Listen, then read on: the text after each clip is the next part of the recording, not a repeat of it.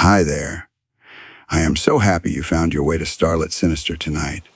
I know you are here to escape the noise, so here is my promise. Only few short ads in the first 10 minutes, but after that, silence. The rest of the video is completely ad-free so you can sleep undisturbed. I've dug deep to bring you fresh stories that you won't find anywhere else. I wanted to bring you something real. If that sounds good to you, a sub would help me a lot. Before you close your eyes, let me know one thing in the comments. What is the weather like outside your window right now? I love imagining where you all are listening from. Now, get comfortable. Let the dark in. Here is story number 1. The first thing I noticed was how quiet the building felt when the heater shut off. Not loud quiet, the kind that settles like dust. I work nights. Most weeks, I don't see mornings unless I force myself to. That winter, I had picked up extra shifts, and my sleep had started to feel thin, like something I kept folding and unfolding until it lost its shape. The building sat near the edge of a river town in Ontario, not far from the water, but far enough that the damp always seemed to cling to the walls. It was old, narrow, and polite about its age. No broken lights, no warning signs, just long halls that smelled faintly of paper and steam. I lived alone on the 3rd floor, a small place. 1 bedroom, 1 window that faced a brick wall across the alley. During the day, it looked harmless, almost soft. At night, the building sounded different. Not louder, just more present. I didn't think much of it at first. I had routines, and routines make things feel safe even when they shouldn't. After work, I would come home just before dawn, kick off my boots, and let the kettle boil while I stood in the dark kitchen. I liked not turning on lights right away. It helped my eyes adjust, or at least that's what I told myself. That winter, sleep came in pieces. An hour here, 40 minutes there. I started leaving the radio on low, tuned to talk stations where voices drifted without urgency.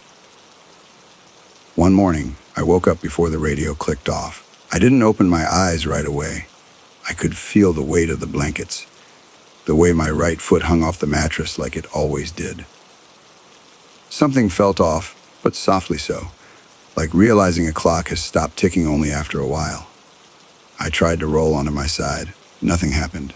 At the time, it felt normal to be stiff after a long shift. I told myself to wait it out.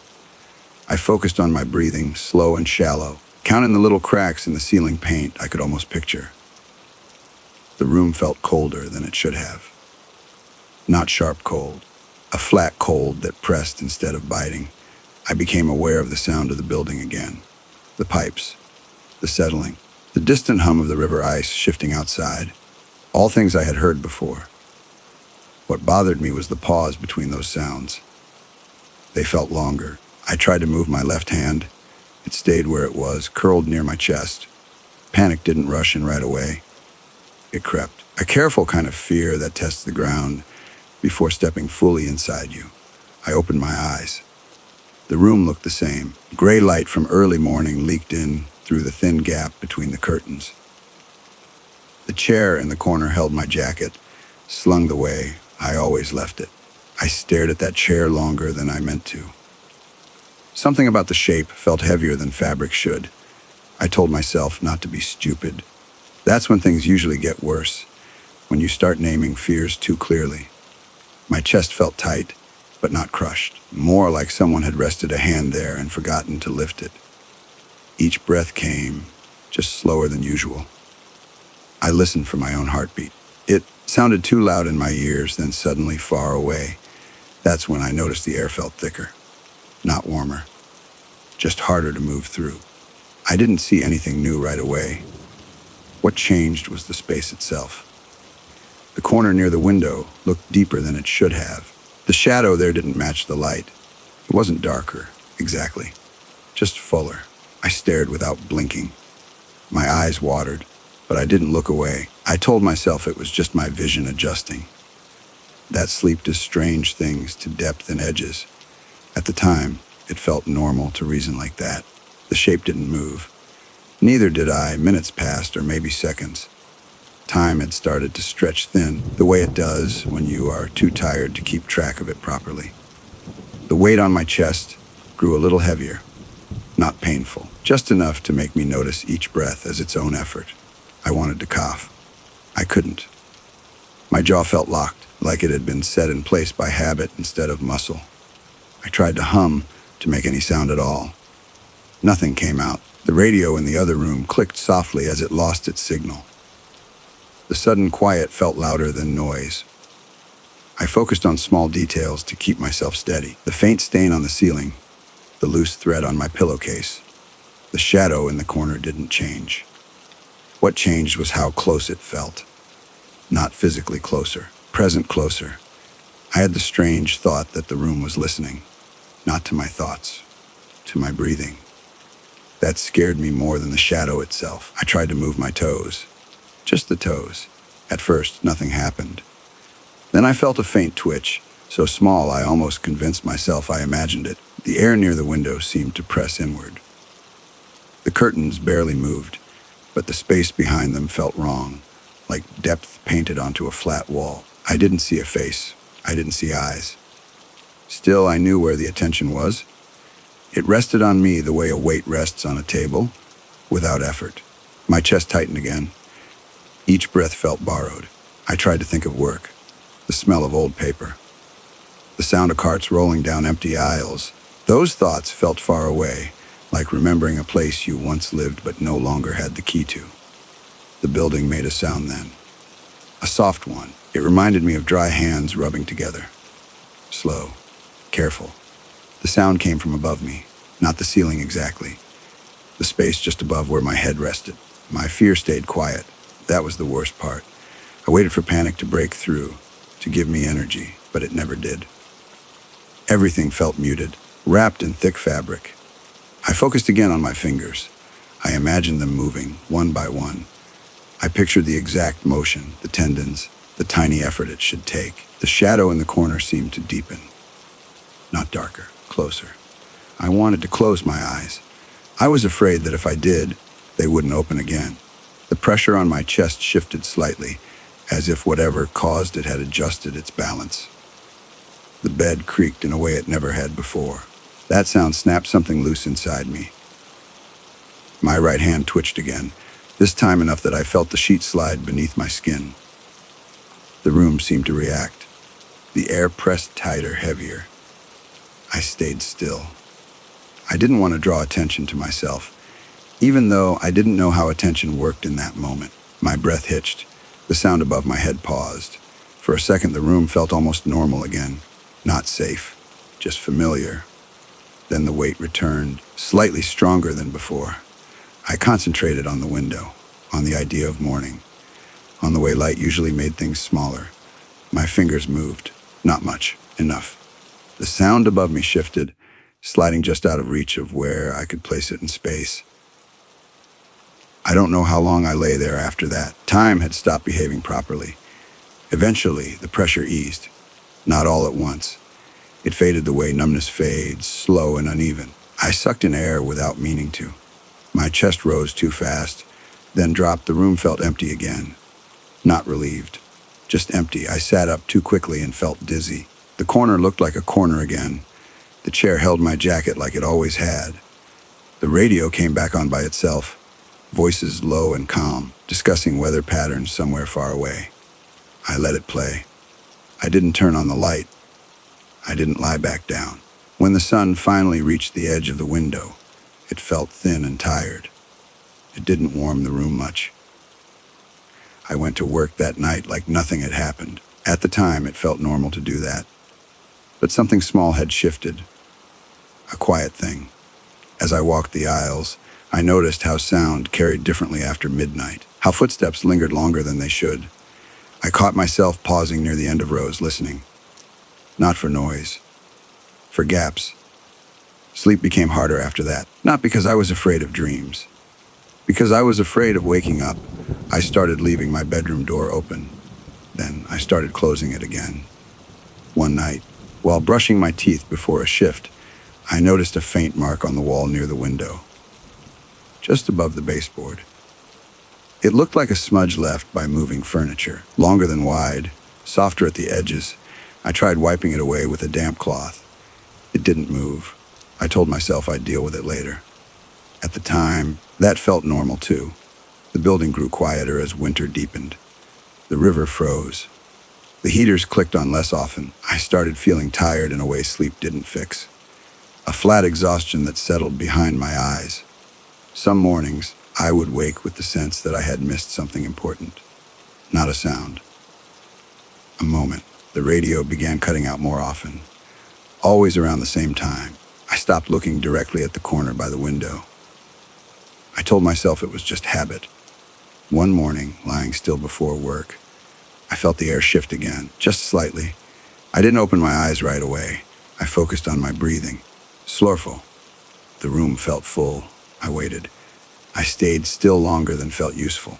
My eyes were closed, but the room stayed present in a way that didn't need sight. Breathing came slow, like it was something I had to remember how to do. Each inhale felt measured, borrowed. I waited for the air to thin again, or press, or change. Nothing happened. That almost felt worse. When I finally opened my eyes, the light had shifted. Morning had moved on without me. The thin gray from earlier had warmed just enough to show dust in the air. The room looked ordinary, too ordinary. I sat up carefully, like sudden motion might wake something that had gone quiet on purpose. The floor felt colder than usual when my feet touched it. I stood there for a while, listening. The building had gone back to its daytime sounds. A door somewhere below, water running, a muffled voice through a wall. I went to work that night with the same careful energy I used after a bad dream. Not shaken. Just alert in a tired way. The shift passed slowly. Paper carts rolled. Screens glowed. People spoke softly, the way they do when they don't want to be noticed. I noticed gaps again. Not silence. Spaces where sound should have settled and didn't. I started paying attention to small things. How long it took for footsteps to fade. How often I needed to clear my throat, even when the air felt fine. When I got home, I stood in the doorway longer than usual. I didn't turn on the light right away. I listened. The apartment held its breath with me. I went about my routine in smaller pieces. Kettle, chair, jacket. Each action done gently, like I didn't want to leave marks. The corner by the window looked unchanged. Still empty. Still deeper than the rest of the room. I avoided it without meaning to. My body knew where not to look before my thoughts did. Sleep came unevenly after that. I would drift, then surface, drift again, surface again. Sometimes I woke with the sense that someone had just left the room. Not walked out. Just stepped away. The radio began cutting out earlier each morning. The voices would stretch, blur, then return. I stopped resetting it. One morning, I noticed the smudge on the wall had shifted. Not moved. Stretched. It was faint enough that I could have ignored it. I didn't. I stood close to it, breathing shallow, studying the edges. They weren't sharp. They looked worn, like something had leaned there often. I told myself it was moisture. Old paint. Anything simple. At the time, it felt normal to lie to myself like that. The building grew colder as winter settled fully. The heaters lagged. The river stayed frozen longer than usual. I stopped sleeping on my back without deciding to. I started waking on my side, facing the door. Some nights, I left the bedroom door open. Other nights, I closed it and felt better for reasons I couldn't explain. The sound returned one morning. Not loud, not sudden. It came while I was awake. I was lying still, eyes open, watching light climb the wall. The sound reminded me of fabric dragged slowly across wood. Careful. Testing. It came from near the ceiling again, not above the bed. Closer to the corner. I didn't freeze. I didn't panic. I listened. The sound stopped when I focused on it. That detail stayed with me. Work became harder after that, not because of fear, because of distraction. I caught myself pausing mid-task, listening for things that weren't there. Or maybe were just not meant for me. One night, as I walked the longest aisle alone, I felt the air press near my shoulders. Not touch, just narrow. I stood still until it passed. When I got home later than usual, The apartment felt fuller. Not occupied, aware. I didn't turn on the bedroom light. I left the lamp in the living room on instead, like a compromise. I lay down facing away from the window. My back felt exposed, even under blankets. Sleep took longer. When it came, it stayed shallow. I woke before morning without knowing why. The room felt balanced on something thin. I kept my eyes closed. I focused on breathing. The air pressed in again, gently this time, like a reminder. I didn't feel pinned. I could move if I wanted to. That scared me more. The sound returned above me, faint and slow. It didn't scrape. It waited. I stayed still. I didn't test my hands. I didn't test my voice. The pressure on my chest never came. Instead, the bed dipped slightly near my feet. Not weight. Presence. I thought about the river. About ice shifting under pressure. About how sound travels through solid things. The dip faded. The sound moved, sliding toward the corner. I felt watched without feeling seen. When the room finally emptied again, it left something behind. Not a mark.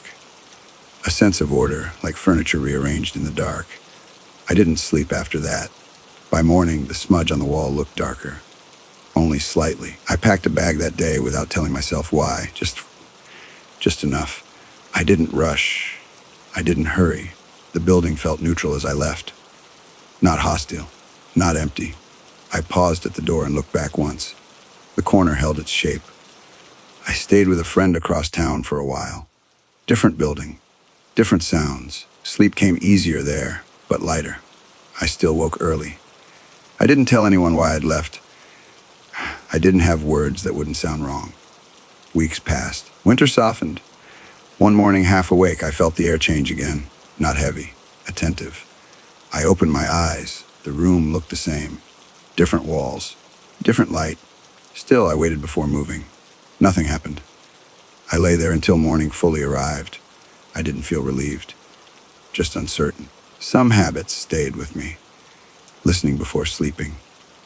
Watching corners without staring. I learned how to leave a light on without feeling foolish. How to sit with quiet without trusting it.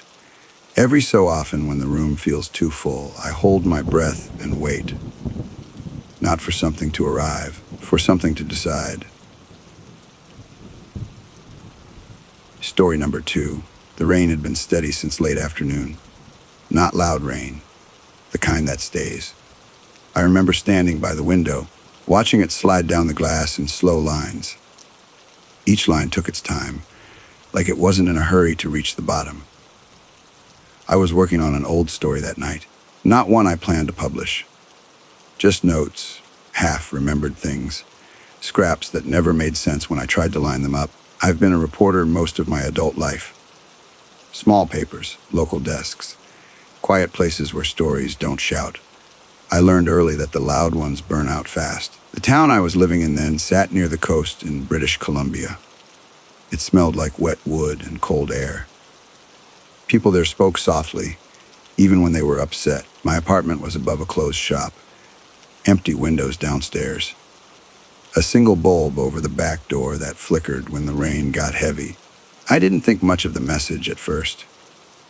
It came through my email, mixed in with spam and notices I never opened. The subject line was just a name I hadn't seen in years. It was a name from childhood, one I hadn't said out loud since I was small. I stared at it longer than I should have, long enough for the kettle to cool before it ever boiled. The email was short, just a few lines. It asked if I still remembered a place by the creek, where the rocks were flat and warm.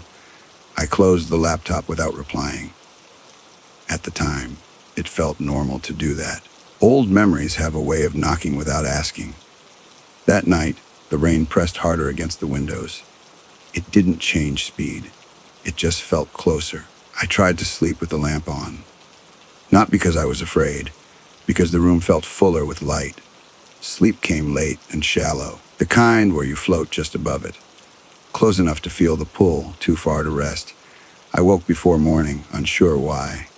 The rain had slowed, but it hadn't stopped. The room smelled damp, like clothes left too long on a chair.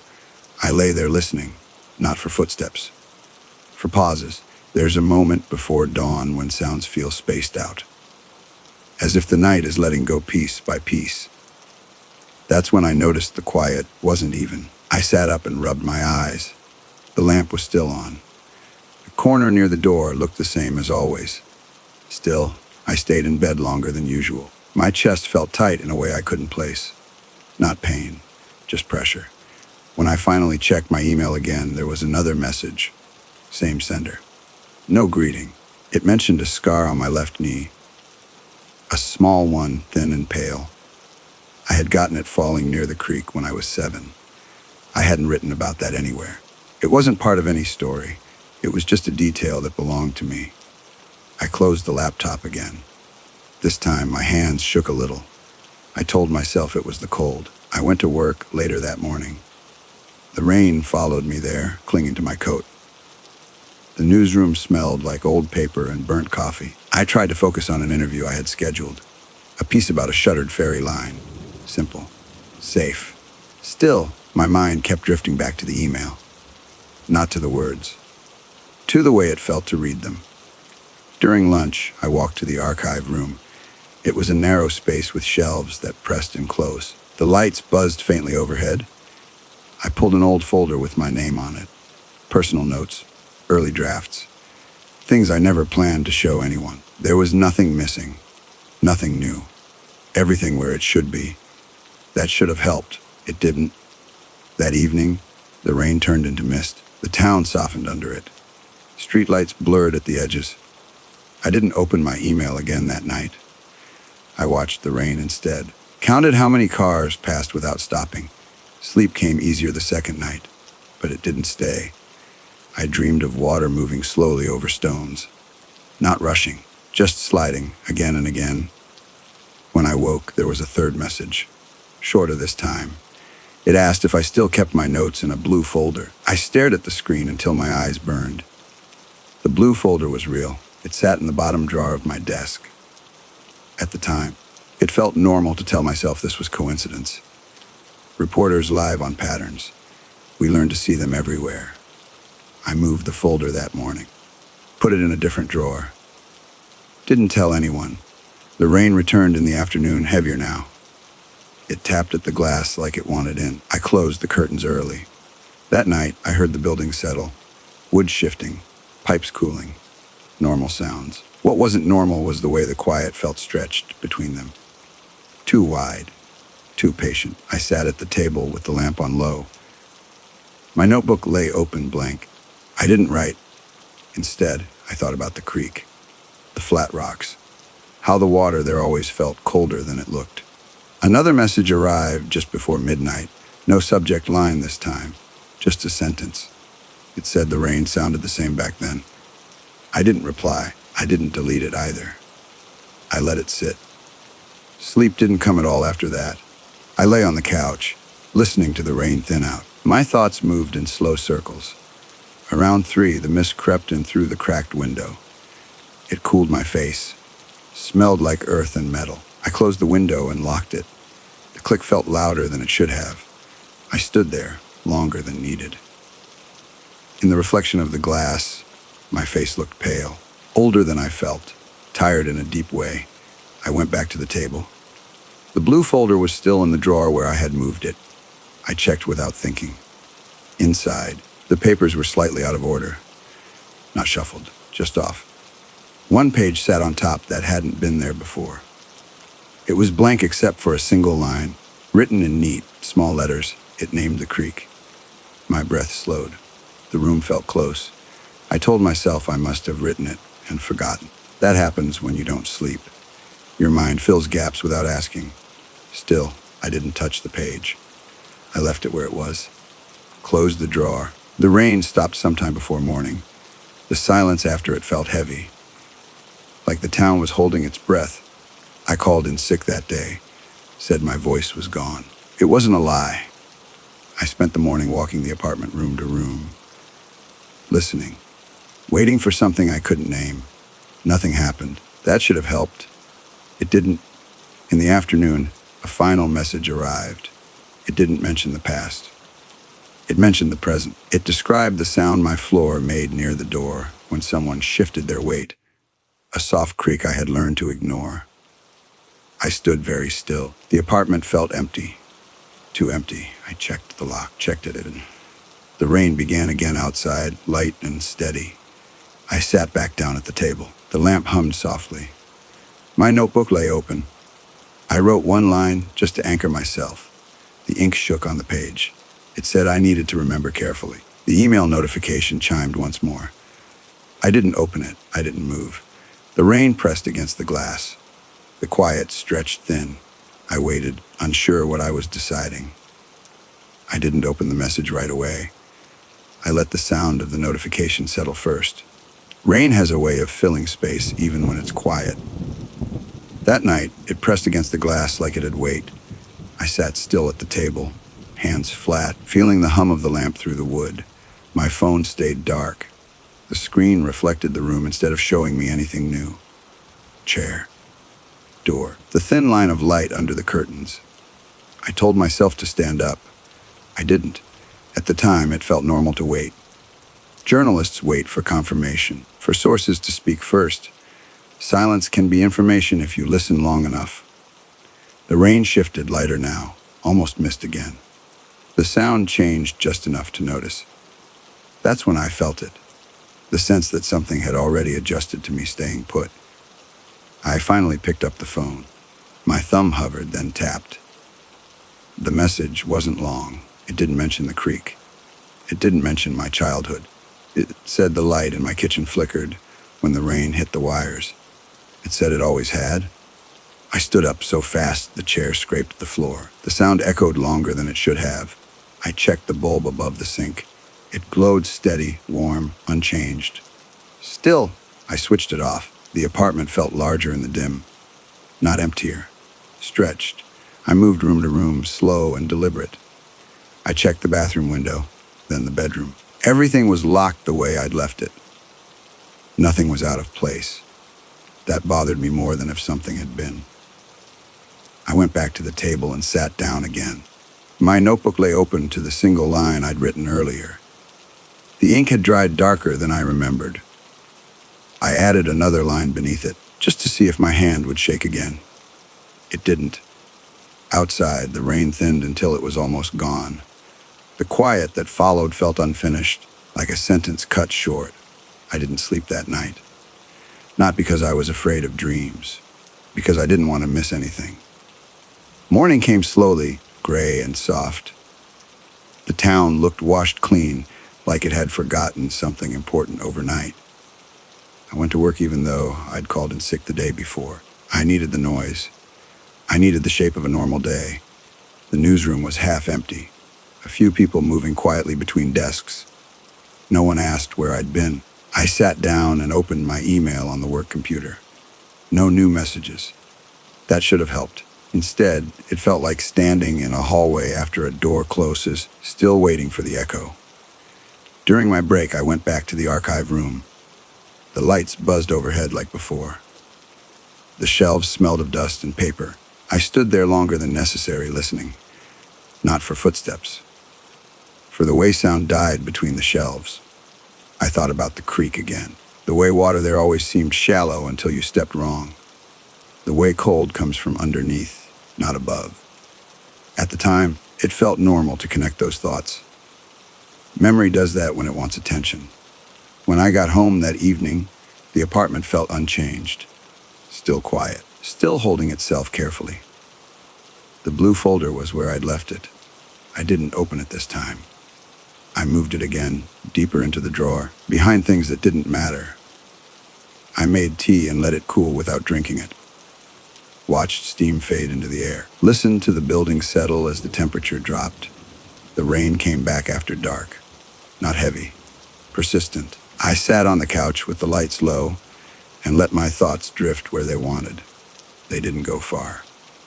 Sometime after midnight, I noticed the sound of the rain no longer matched what I saw outside. The drops on the glass were slow. The sound was faster. It reminded me of water moving under something solid. Hidden. Pressing, I stood near the window and watched the reflection instead of the street. My face looked pale again, but steadier. Older in a way that didn't come from time. The phone vibrated once on the table. Not a notification sound, just movement. I didn't touch it, I waited for it to stop. It didn't. When I finally looked, there was no message preview, just the time, just the date. The screen went dark again on its own. I unplugged the lamp. The room dimmed, but not fully. Streetlight leaked in through the curtains, thin and yellow. I lay down on the couch instead of going to bed. It felt safer to face the room than turn my back to it. My eyes stayed open. The rain slowed again. The building creaked softly, the way it always did when things cooled. Normal sounds. Still, the air felt fuller near the door. Not crowded. Occupied by attention, I focused on breathing. In, out, slow enough to keep track. At some point, I realized I could hear the softest sound of paper shifting. Not pages turning, more like settling. I sat up. The blue folder lay on the table. I was sure I hadn't moved it. It wasn't open. Nothing spilled out. Just placed there, neat and patient. I didn't touch it. I stood across the room and looked at it the way you look at an object that might not stay an object for long. The rain stopped again. The silence afterward felt deliberate. I thought about my job then. About stories that don't want to be told all at once. About facts that surface only when you stop pushing. I sat back down slow and opened the folder. Inside, the papers were arranged in careful order. More careful than I'd ever kept them. On top lay a page I didn't recognize.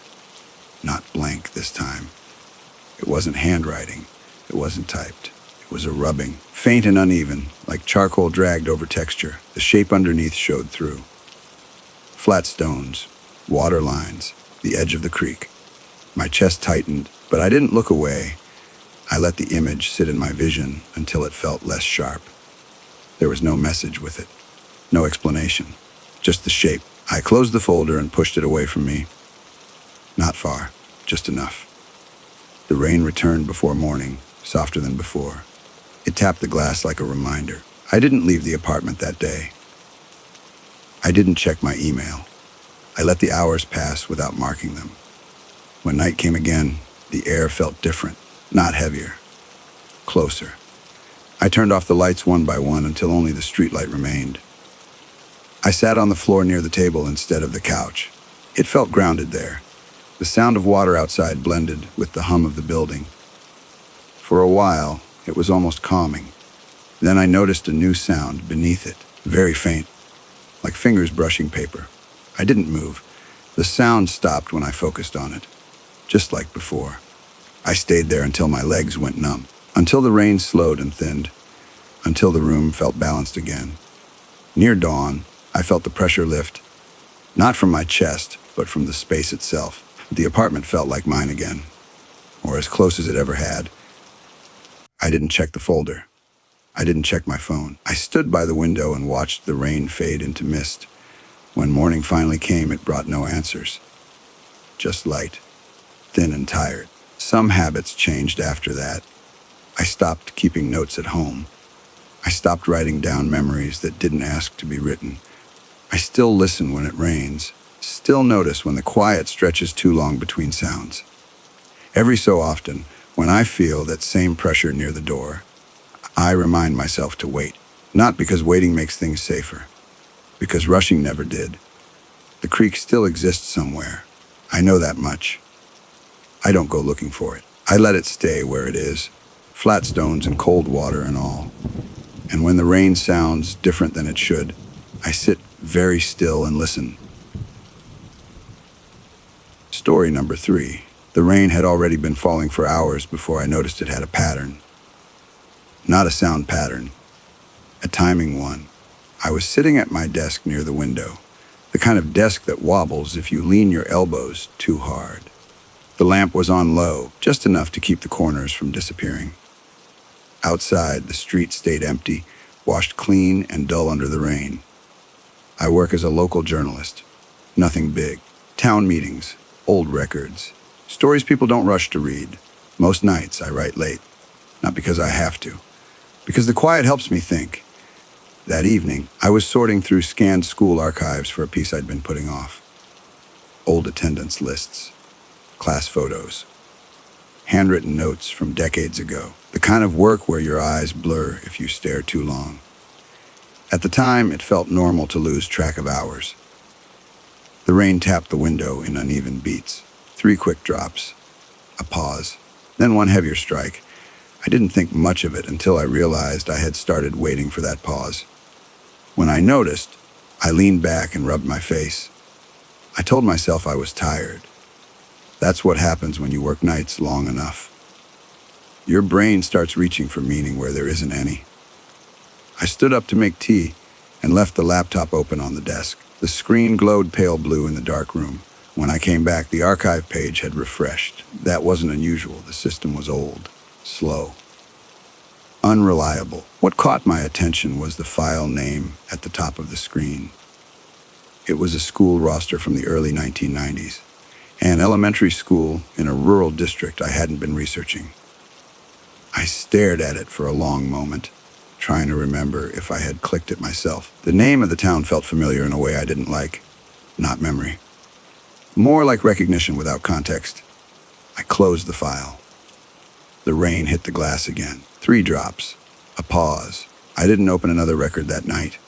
I shut the laptop, left the tea untouched, and sat listening until the rain softened into a steady blur. Sleep didn't come easily. I kept waking with the sense that I had missed something small but important, like forgetting to lock a door and only realizing it hours later.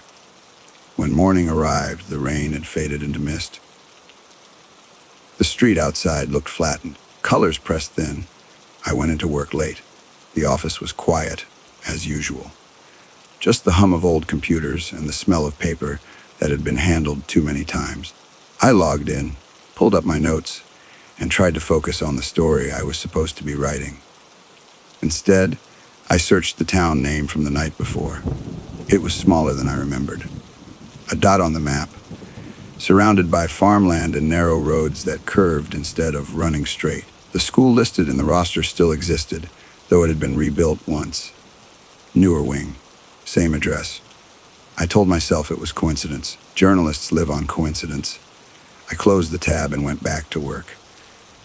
Around noon, while printing a document, I noticed a faint smudge on the inside of my left wrist. Gray, almost like pencil graphite rubbed too hard. I tried wiping it away with my thumb. It didn't move. At the time, it felt normal to ignore it. That evening, the rain returned. Heavier now. It slid down the window in long streaks that merged and separated again. I opened the laptop. The archive site loaded slowly, like it always did. I didn't search for the town this time. I let the homepage sit, my hands resting on the desk. After a few seconds, the site redirected itself. The same school roster appeared. My name was on it. Not my current name. The one I hadn't used since childhood. I felt my breath slow. Not stop. Just stretch. I scanned the list again more carefully. Grade. Class number. Teacher name. All correct. The year matched the one I would have been 8. I leaned back and stared at the ceiling. The rain pressed harder against the glass, as if reacting to my attention. I told myself there was an explanation. Old records get mislabeled, names repeat. Still, my fingers hovered over the trackpad longer than necessary.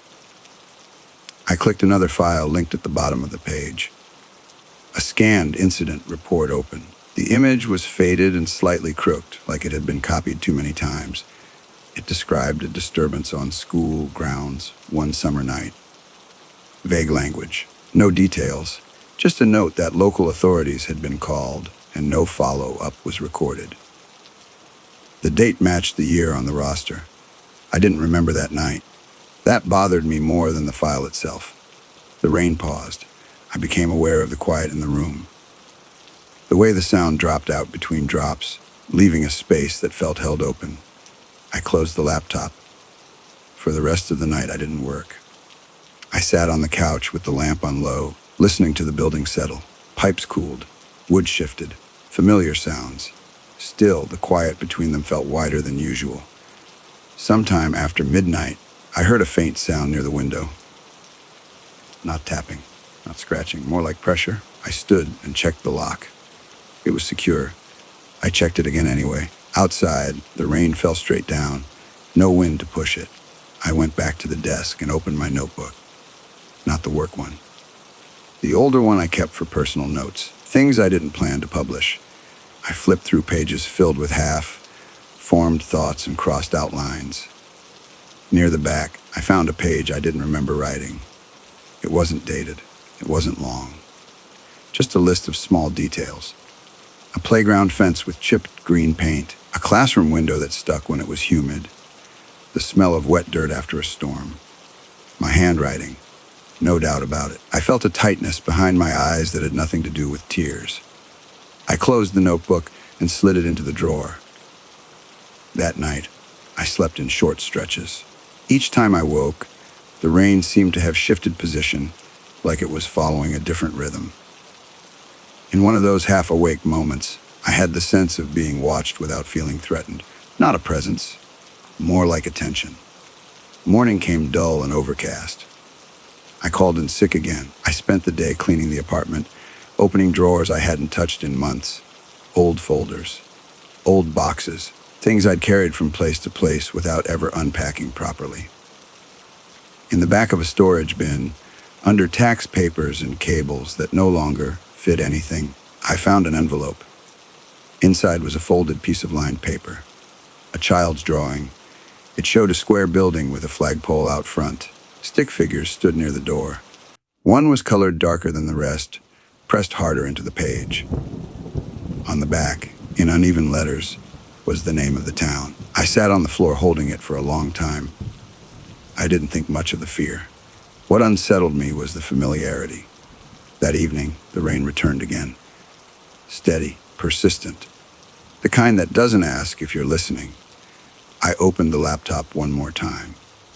This time, there was a new file waiting in the archive system. Unlabeled, no date. Inside was a single scanned photograph. A group of children standing near a school fence. Summer clothes. Bright light. I recognized myself immediately. What I didn't recognize was the space beside me. There was a blur there, shaped like a person but thinner, as if the image hadn't decided what it was yet. The rain hit the window in 3 quick drops. Then paused. I closed the laptop and didn't move. The room felt full, not crowded, attentive.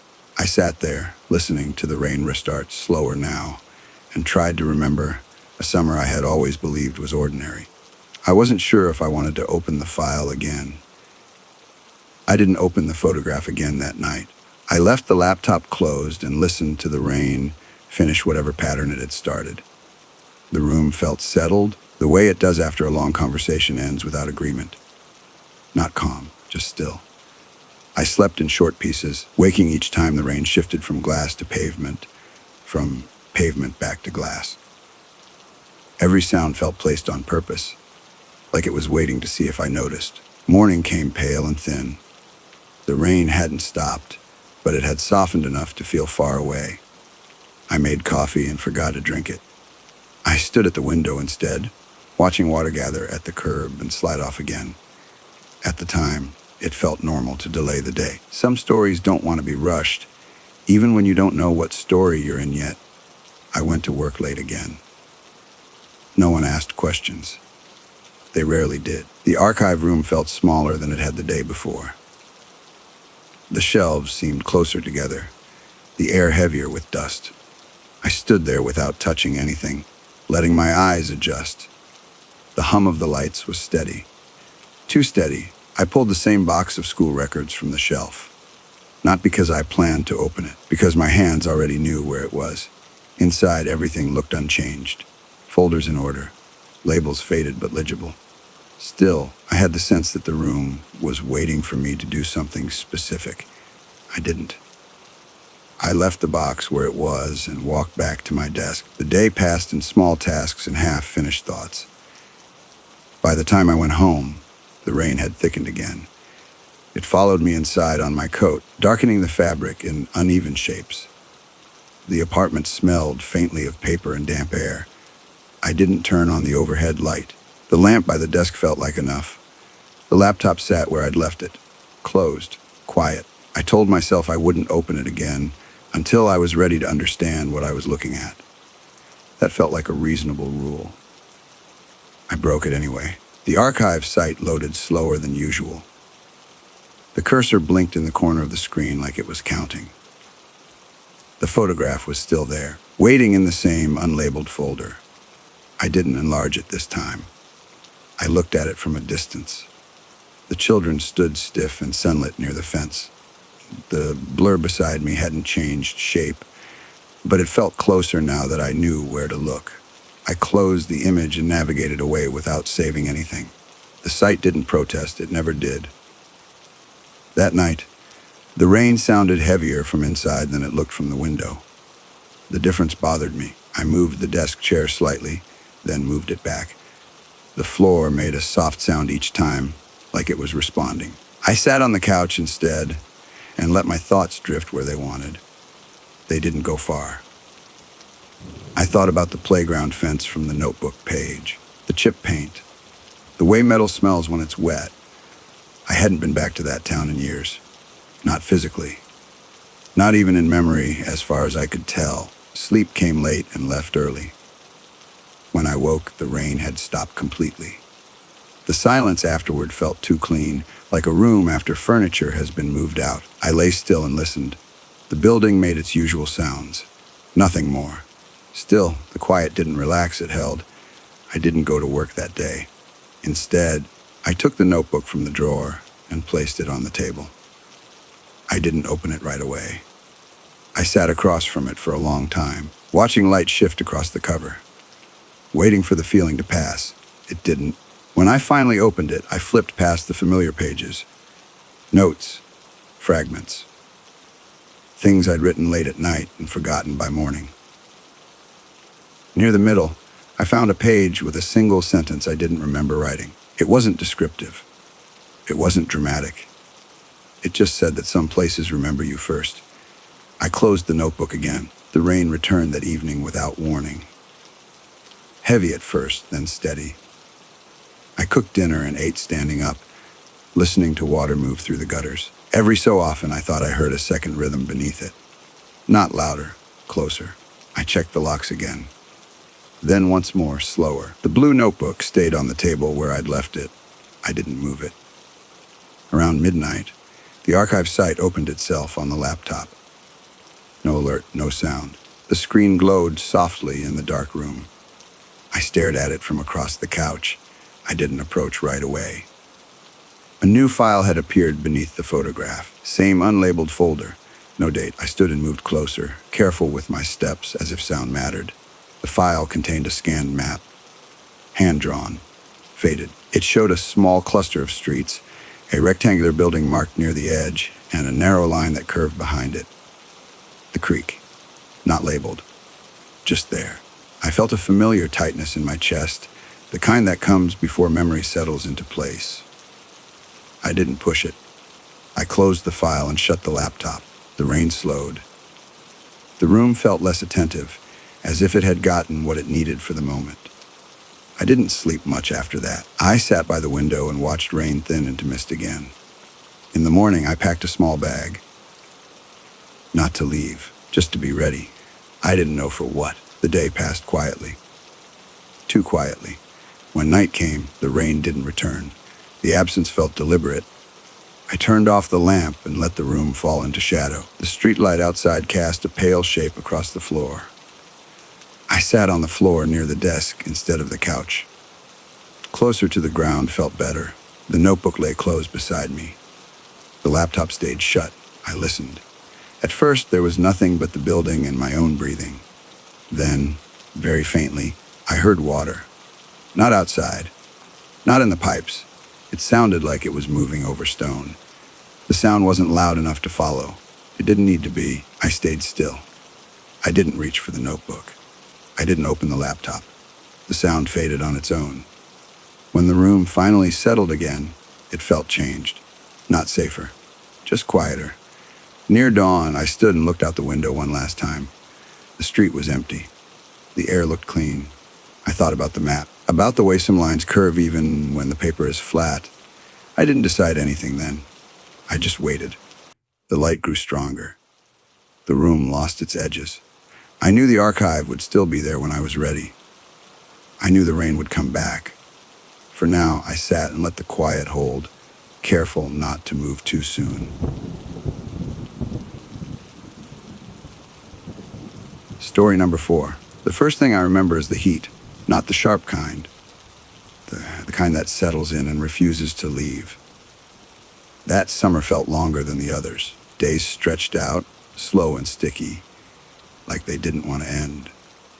Nights came late, and when they did, they didn't cool things down much. The air just changed color, from bright to dark, from loud to quiet. I was 7 then, old enough to notice things, too young to understand them. We weren't home that weekend. We were staying in a place that didn't belong to us, and that mattered more than I knew at the time. My mother said it would only be for a couple of nights. She said it like she wanted it to sound simple. The building sat back from the road, tucked between other brick blocks that all looked the same. Long, flat walls, narrow windows, the kind of place where sound carries farther than it should. When you walked through the front door, the smell hit you right away. Floor cleaner, old food, something dusty underneath it all. The hallways were long and dim, even during the day. The lights buzzed softly, and a few of them flickered if you looked too long. I remember dragging my hand along the wall as we walked, feeling the cool paint under my fingers. We shared one bedroom, not because we wanted to, because there wasn't space for anything else. My mother took the top bunk, pressed close to the wall. My cousin slept on the bed near the window. I had a pile of blankets on the floor, folded into a shape that was supposed to feel like a bed. It didn't, but I didn't complain. The apartment felt different at night, smaller, heavier. Our friend worked overnight shifts, so when the lights went out, it was just the 3 of us and the sound of the building settling around us. Pipes knocked softly behind the walls. Somewhere down the hall, a door closed. Farther away, a television murmured and then went quiet. At the time, it felt normal. Temporary places always do at first. Sleep came easily that night. The kind of deep sleep that pulls you under without warning. I don't remember falling asleep. I remember waking up. There was no sound that caused it, no dream that ended. My eyes opened on their own. The room was lit by the moon, thin light slipping through the curtains and stretching across the floor. It made the blankets look pale and unfamiliar. Corners pressed inward, darker than they had been before. I stayed still, not because I planned to, because my body decided for me. There was a feeling in my chest I didn't have words for yet. Tight, cold, like when you miss a step going downstairs and your stomach drops before your foot lands. That's when I heard the hallway. Not clearly, not loudly. Soft movement, the sound of something shifting weight. A pause, then more movement. It didn't sound rushed. It didn't sound careful either. It sounded like whoever was out there knew exactly where they were going. I watched the bedroom door. It opened without a sound. No creak, no scrape, just movement. 3 shapes crossed the threshold. They didn't rush in. They didn't hesitate. They walked like the room already belonged to them. They weren't clear, not the way people are. The moonlight slid around them instead of landing on them. Their edges didn't stay still. They felt solid in the wrong way, like shadows that had learned how to stand up. I didn't think of movies. I didn't think of dreams. I thought of being quiet. One of them was shorter than the others. He moved slowly, like his joints didn't quite line up right. He held something close to his chest, wrapped tight. At first, I thought it was a pillow or a bundle of clothes. Another had long hair that fell straight down her back. It didn't move when she walked. It stayed in place, dark and smooth, like it was part of her instead of something she wore. The third stayed near the door. I didn't look at him for long. Something about the way he stood made my stomach hurt. They crossed the room and stopped at my cousin's bed. They didn't look at me. Not yet. They sat down on the edge of the mattress. The bed dipped just slightly. I heard the faintest sound of wood responding to weight. They leaned toward her, heads close together, and began to whisper. I couldn't make out the words. I don't think there were words. It sounded like breath brushing past teeth, like insects caught somewhere they shouldn't be. The sound filled the space near the bed and didn't spread much farther than that. I held my breath without meaning to. My chest started to ache, but I didn't let the air out. I was afraid the sound of breathing would give me away. They stayed like that for a long time, or maybe it only felt long. Time didn't work right in that room. When they stood, they did it together. They turned and left the way they came in. No rush, no sound. The door closed. I waited. I waited until the quiet felt less sharp, until my lungs burned enough that I had to breathe again. My body shook, small movements I couldn't stop. I crawled across the floor and touched my cousin's arm. I whispered her name over and over, my voice thin and shaky. She pulled her arm away and turned her face into the pillow. She told me to stop. She told me to go back to sleep. At the time, it felt normal that she didn't believe me. I went back to the blankets and pulled them up around my head. I stared at the dark space between the fabric and the floor, watching shadows move when nothing was there. I don't know how long passed before I heard the hallway again. This time, I didn't open my eyes right away. I didn't need to. The door opened. The air changed. Cooler, thicker. It pressed down on my chest like something heavy had been placed there. They crossed the room again. The bed creaked again. The whispers started again. I felt the weight on my chest grow stronger. Each breath took effort. I tried to move my arms and couldn't. Panic rose slowly, like water filling a tub. I opened my eyes. The woman had turned her head. She was looking at me. Her face wasn't clear. It didn't settle into one shape, but I knew she was watching me, and I knew she knew I was awake. I don't remember deciding to run. I remember moving. I screamed as I scrambled to my feet, the sound tearing out of me without permission. I ran toward the bunk bed, shouting for my mother. The room felt longer than it had before, like the distance stretched as I crossed it. Something moved behind me, fast. Low. I didn't look long enough to understand it. The light came on. The room snapped back into place. Bright, ordinary, empty. There was nothing on the bed. Nothing on the floor. No shadows where they shouldn't be. I cried until my throat hurt. I stayed close to my mother for the rest of the night. She told me I'd had a bad dream. She believed it enough for both of us. Morning came. The apartment looked the same, but the air felt used. I didn't talk about it much after that. Kids learn quickly which stories make adults uncomfortable. Still, something stayed with me. A sense of being noticed. Not followed, not watched, remembered. Weeks later, in a different place, I woke from a dream with my heart racing and the taste of panic in my mouth. I sat up in bed, listening to the quiet, wondering why the dark felt familiar. I told myself it was nothing. At the time, that felt normal.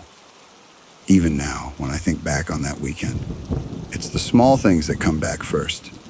The smell of the hallway, the way the bed creaked, the feeling of air pressing down. I've learned that memories don't always return in order. They come back when they're ready. And that night, in that apartment, was only the beginning of something I didn't yet have words for. The morning after that first night came quietly. Too quietly. Sunlight slid into the room in thin lines, touching the floor where my blankets had been. Dust floated in it, slow and calm, like nothing strange had happened. My cousin stretched and complained about the heat. My mother rubbed her eyes and said we'd get breakfast soon. No one mentioned the door. No one mentioned the bed creaking. I watched them both, waiting for a sign that they remembered something I didn't know how to explain. When nothing came, I stayed quiet. At 7 years old, silence felt safer than words. The rest of the day passed in small pieces.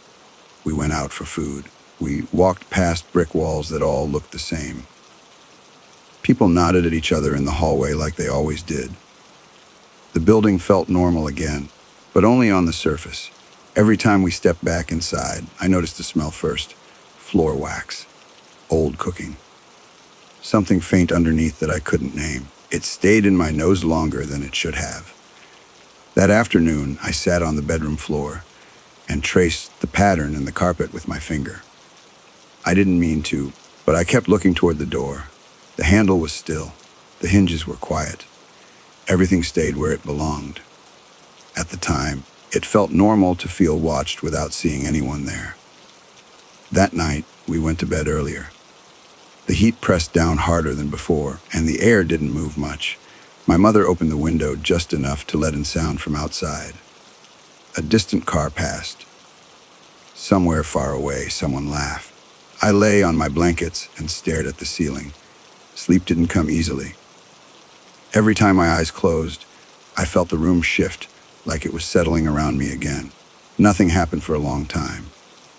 I don't remember falling asleep. I remember realizing I wasn't alone in my thoughts. There was no sound this time, no hallway noise, no door opening.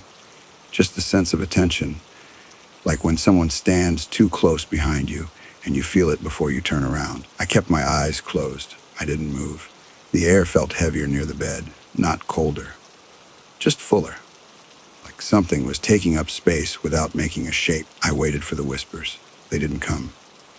Instead, there was a feeling of listening, not to sounds, to me. My chest tightened again, the same way it had before. I focused on breathing slowly, the way my mother had taught me when I got scared during storms. In through the nose, out through the mouth. The pressure eased a little. Then it returned. I opened my eyes just enough to see the room. Nothing stood near the bed. The door was closed. Moonlight rested on the floor where it had the night before. Everything looked right. But I knew better than to trust how things looked. I turned my head slightly and saw the edge of the mattress dip, just a little, as if someone had sat down and then changed their mind. I didn't scream. I didn't run. I stayed still until my body felt numb, until the feeling faded on its own. When it did, I slept in short pieces, waking every hour or so to check the room again. Morning came again, pale and warm. My mother asked if I was tired. I nodded. She smiled and said we'd be heading home soon, that it was good to get away, but better to sleep in your own bed. I remember feeling relief at that. I also remember feeling something else beneath it, like leaving didn't mean being done. We packed slowly. My cousin joked about the heat. I folded my blankets carefully, even though no one asked me to. When we walked out of the apartment, I looked back one last time. The hallway looked longer than it had before. The lights buzzed softly. For a moment, I thought I saw movement near the far stairwell, just a shift of darkness that didn't match the rest. When I blinked, it was gone. The drive home felt longer than usual. Trees passed the windows in a steady rhythm. The road hummed beneath the tires. My mother sang along to the radio under her breath. I leaned my head against the glass and watched reflections slide across it. Every now and then, I thought I saw something standing just beyond the road, but the car moved too fast to be sure. When we got home, everything looked familiar. Our house smelled like laundry soap and old books. My room waited exactly as I'd left it. Toys where they belonged, desk by the window, closet door closed. That night, I slept with the light on. Nothing came through the door. Nothing touched the bed. Still, I didn't sleep well. Over the next few weeks, small things began to change. Not all at once. Not enough to alarm anyone but me. A toy would end up somewhere I didn't remember putting it. A sound would come from the hallway and stop when I sat up. Sometimes, as I drifted toward sleep, I'd hear my name spoken softly, close to my ear. My mother said houses make noises. I tried to believe her. She started leaving the hallway light on. She didn't say why. She just did it one night and never stopped. One afternoon, I sat on the living room floor coloring while my mother cooked. The house was quiet except for the sound of dishes. I looked up and saw someone standing near the bathroom door. He was small and still. He didn't move when I noticed him. I knew him. Not by name. By shape. He held something close to his chest, wrapped tightly in fabric. He stared at the floor, not at me. His presence made the room feel smaller. I stood without thinking. My legs carried me toward him on their own. With each step, the air felt thicker, like walking into warm water. When I got close enough, I saw that what he held wasn't what I'd thought. Just old cloth, worn thin, folded over itself again and again. He lifted his head slowly. His eyes were small and pale, not bright. Just wrong in a way I couldn't explain. He didn't speak. He didn't need to. He pointed toward the kitchen. A sound followed, something breaking. My mother's voice caught in her throat. I ran to her. A plate lay shattered on the floor. She said it felt like someone bumped her arm. She laughed nervously, then stopped. When I looked back down the hallway, no one stood there. That was the night she packed our bags. She didn't explain. She moved quickly, hands shaking as she stuffed clothes into suitcases. I watched her face instead of helping. She looked like someone who had made a decision too late. We left after dark. The road stretched ahead of us, empty and quiet. Trees pressed in close on either side. I watched the edge of the headlights, the way light cut into darkness and left most of it untouched. Every so often, I thought I saw someone standing just beyond the trees. A tall shape, long hair, still as the trunks around her. When the light reached her, she wasn't there anymore. We didn't talk much during that drive. My grandmother's house sat alone, surrounded by old trees that leaned toward it like they were listening. She opened the door before we knocked. She looked past my mother and straight at me. Then she looked at the space just behind my shoulder. She didn't ask questions. She didn't smile. She took a small bowl from the table and did something I didn't understand. After that, she kept me close.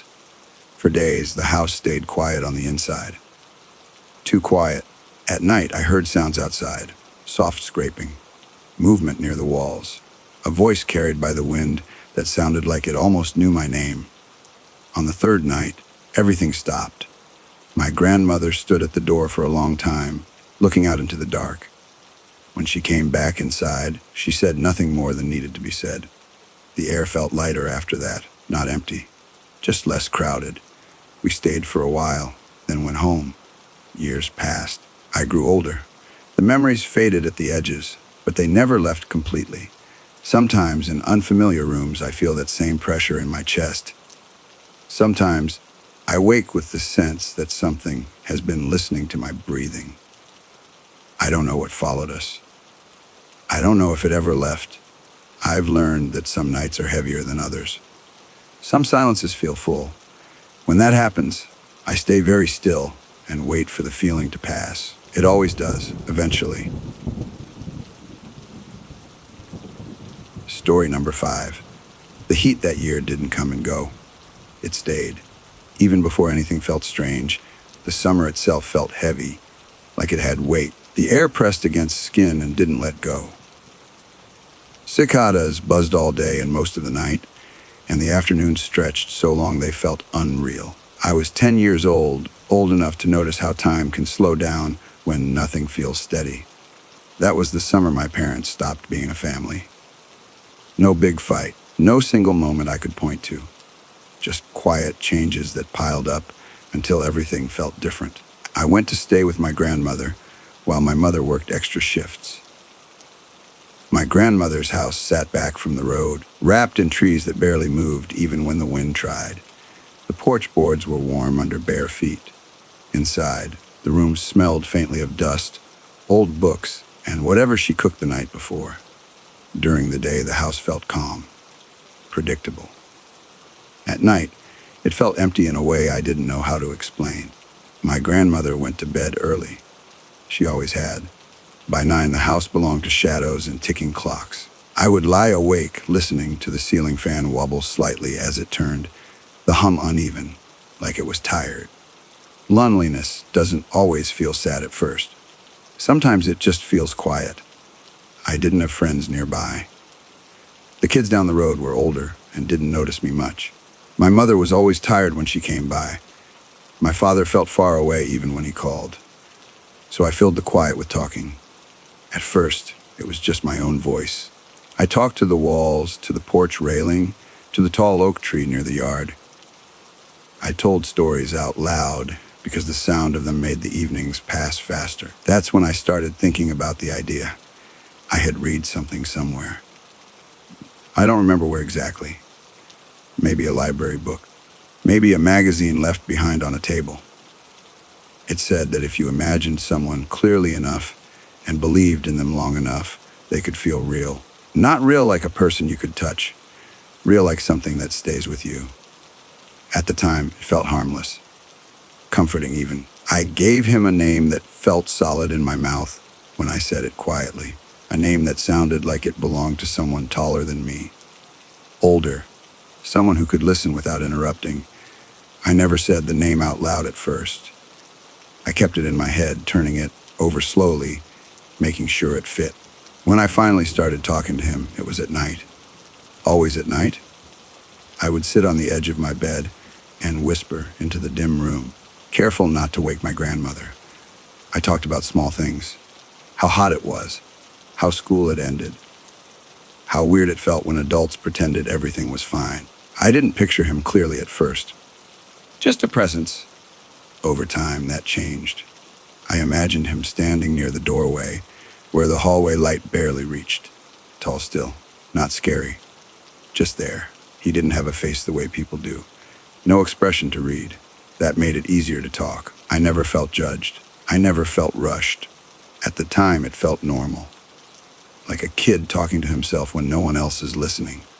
Weeks passed like that. The days blurred together in heat and boredom. Nights stayed long. Sometimes, when I talked, the room felt fuller. Like the air thickened just enough to notice.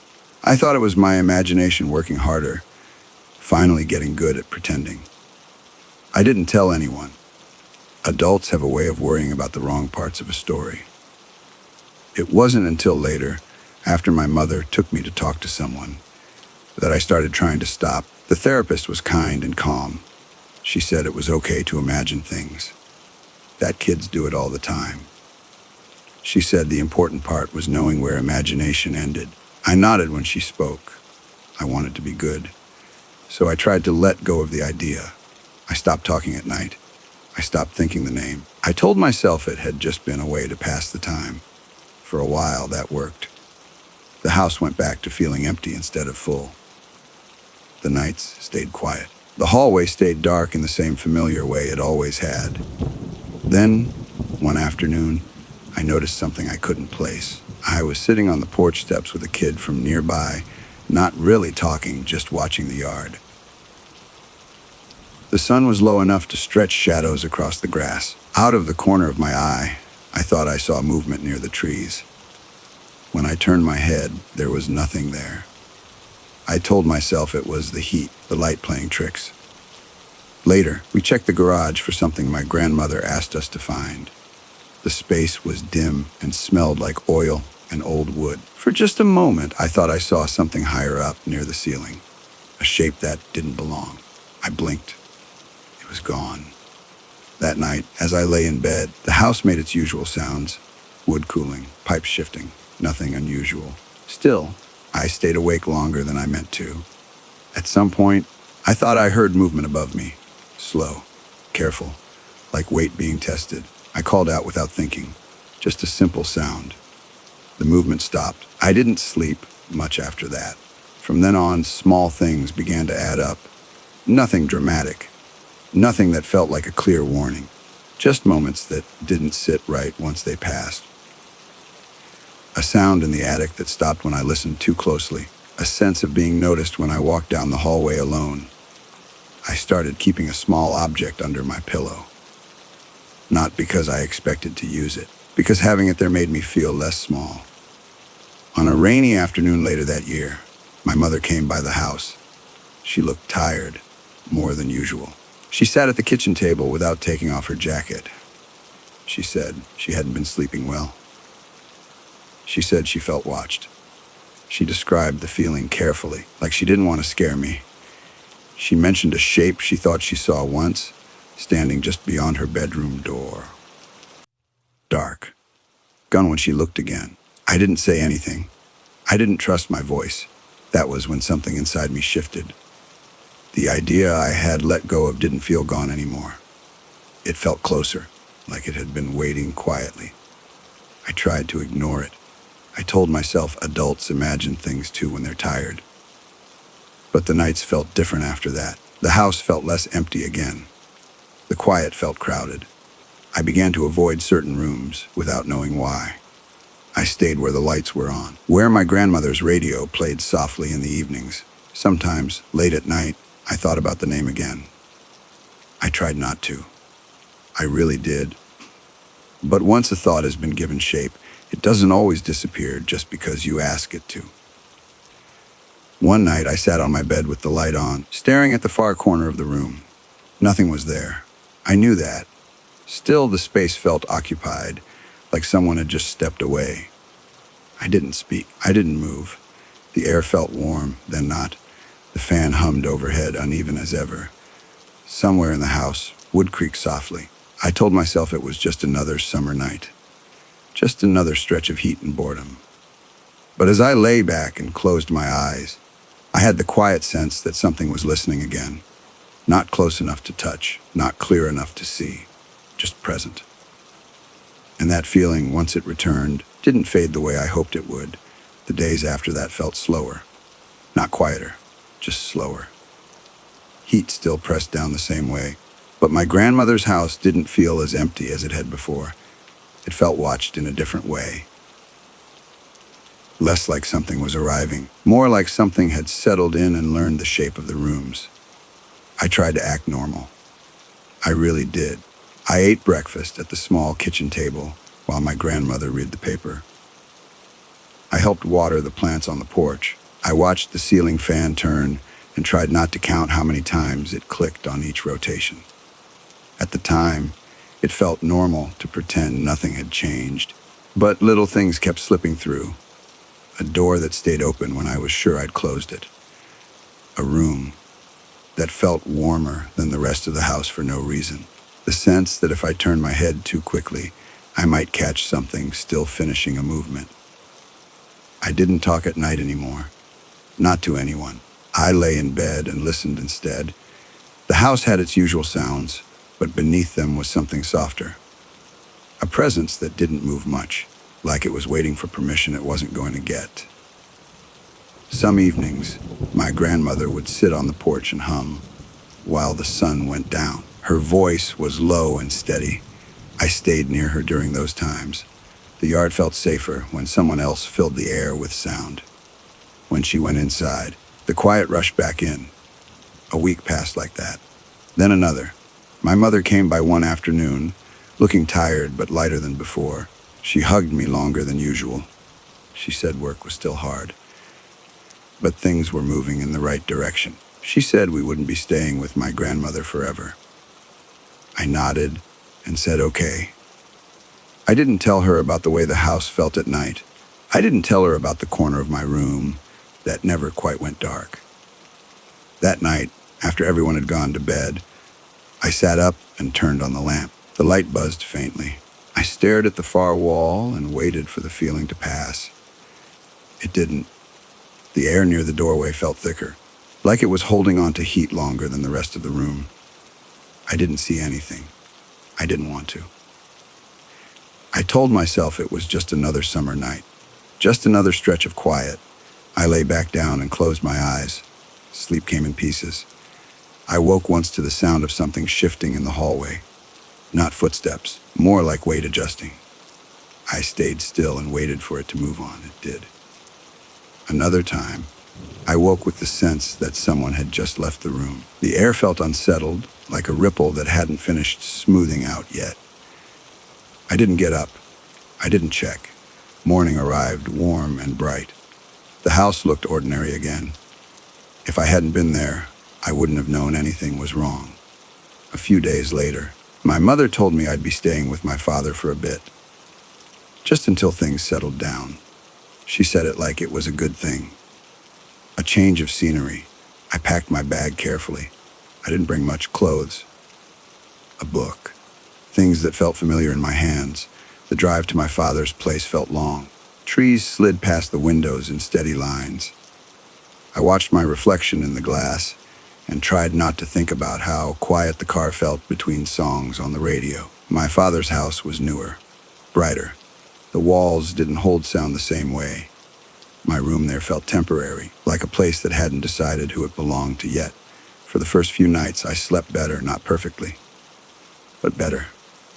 Then, one afternoon, my father left me home alone. He said he wouldn't be long. I nodded and watched him pull out of the driveway. The house felt too big without him. I stayed in my room with the door open. Light from the hallway spilled in, thin and pale. I sat on the floor and flipped through my book without reading. At some point, the air shifted. Not cold, just different. I looked toward the doorway and felt that same quiet attention I'd grown used to. Like a thought that wasn't mine had entered the room and was waiting to be acknowledged. I didn't say anything. I watched the doorframe instead. The shadow along its edge seemed deeper than it should have been. It didn't move. It didn't need to. I stood and walked into the hallway slowly, like sound mattered again. The house stayed silent. No doors opened. No floors creaked. The feeling followed, but it didn't close the distance. That night, I slept with the light on. Over the next few weeks, I learned patterns. The feeling stayed away when the house was full, when voices overlapped, when the television played too loud. Silence seemed to give it space. I started spending more time in common rooms. I left doors open. I kept the radio on even when I wasn't listening. Sometimes, late at night, I thought about the name again. The one I had tried to forget. It came up on its own, like a word caught on the tip of my tongue. I never said it. I didn't want to give anything shape again. One evening, while sitting on my bed, I noticed something small on the floor near the wall. A dark shape that hadn't been there before. Not moving, just present. I stared at it for a long time before realizing it was only a shadow cast by my lamp. When I shifted the light, it changed too. I laughed quietly at myself. The sound felt strange in my mouth. After that, things slowly eased, not vanished, just softened. The feeling grew less sharp. The nights became easier to move through. Eventually, my mother called to say things were improving. That we'd have our own place soon. That we could start fresh. I didn't ask where. I didn't ask when. When the move finally happened, it was quick. Boxes, noise. The scrape of furniture across floors. The new apartment smelled like paint and dust. It felt empty in a good way. The first night there, I slept deeply.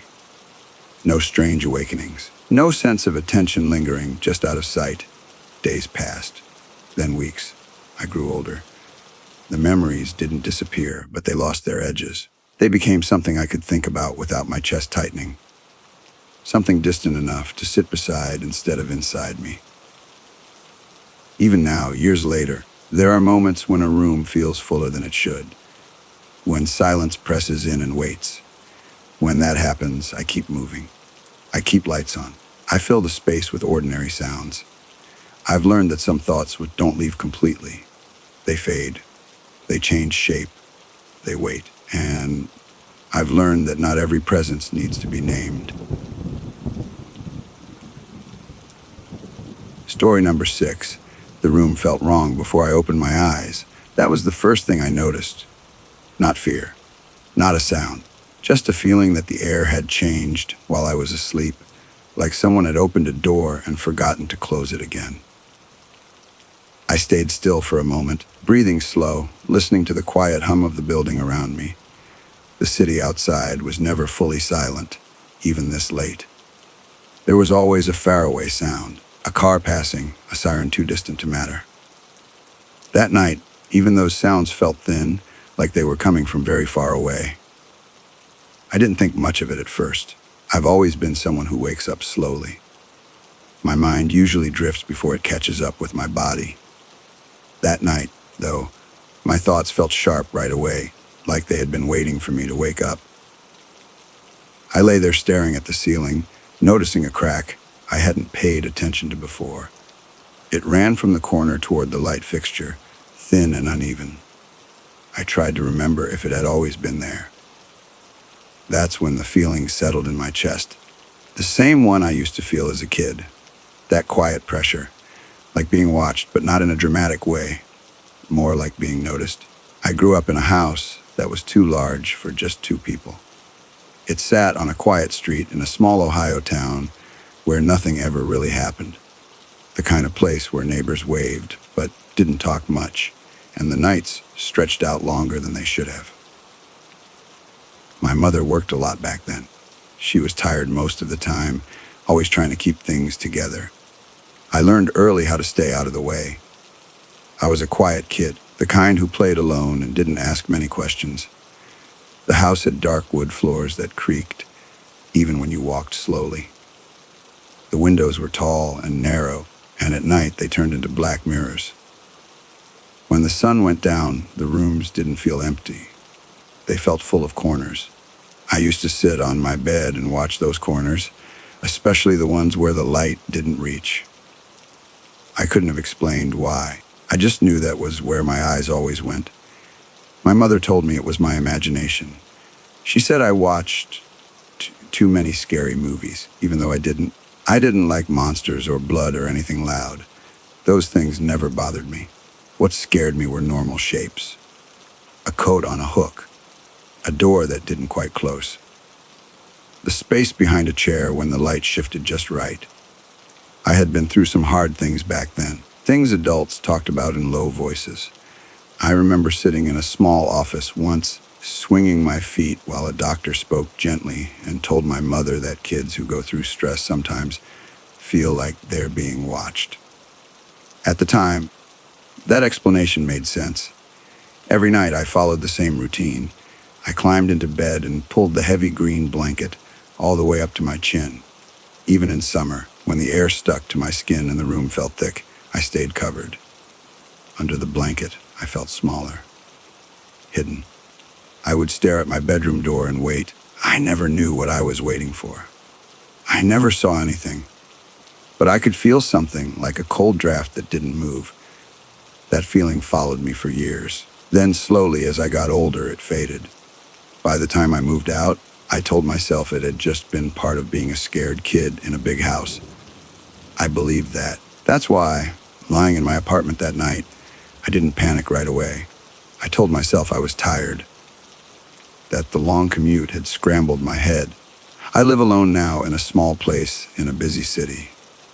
Streetlights shine through the windows all night, painting pale lines across the walls. Darkness doesn't settle the way it used to. I work late hours. Most nights, I fall asleep before my thoughts can wander too far.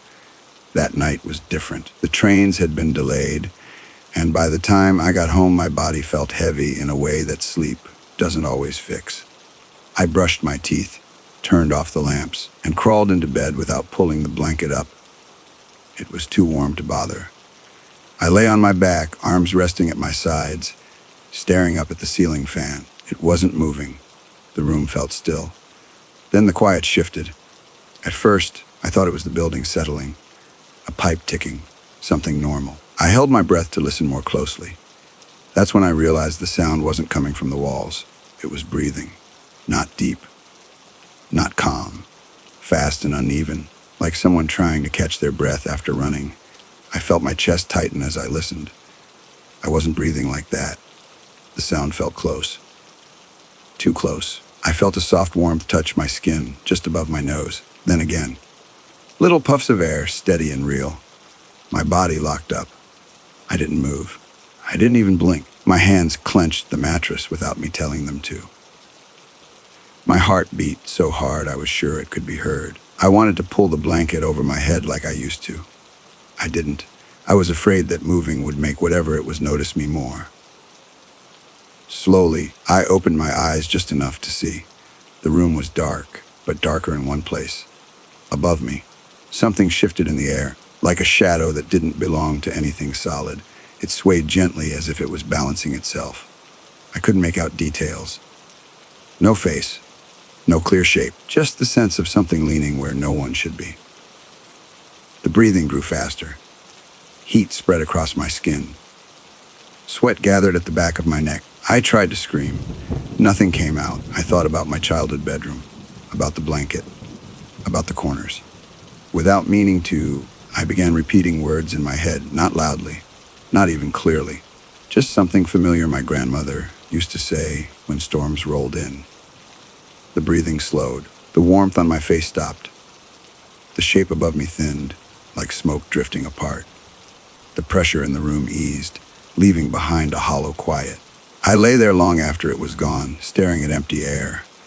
When I finally reached for the lamp and turned it on, the room looked normal. Too normal. I checked every corner, every doorway. Nothing. Still, I didn't sleep again. Morning came slowly. The light felt weak at first, then stronger.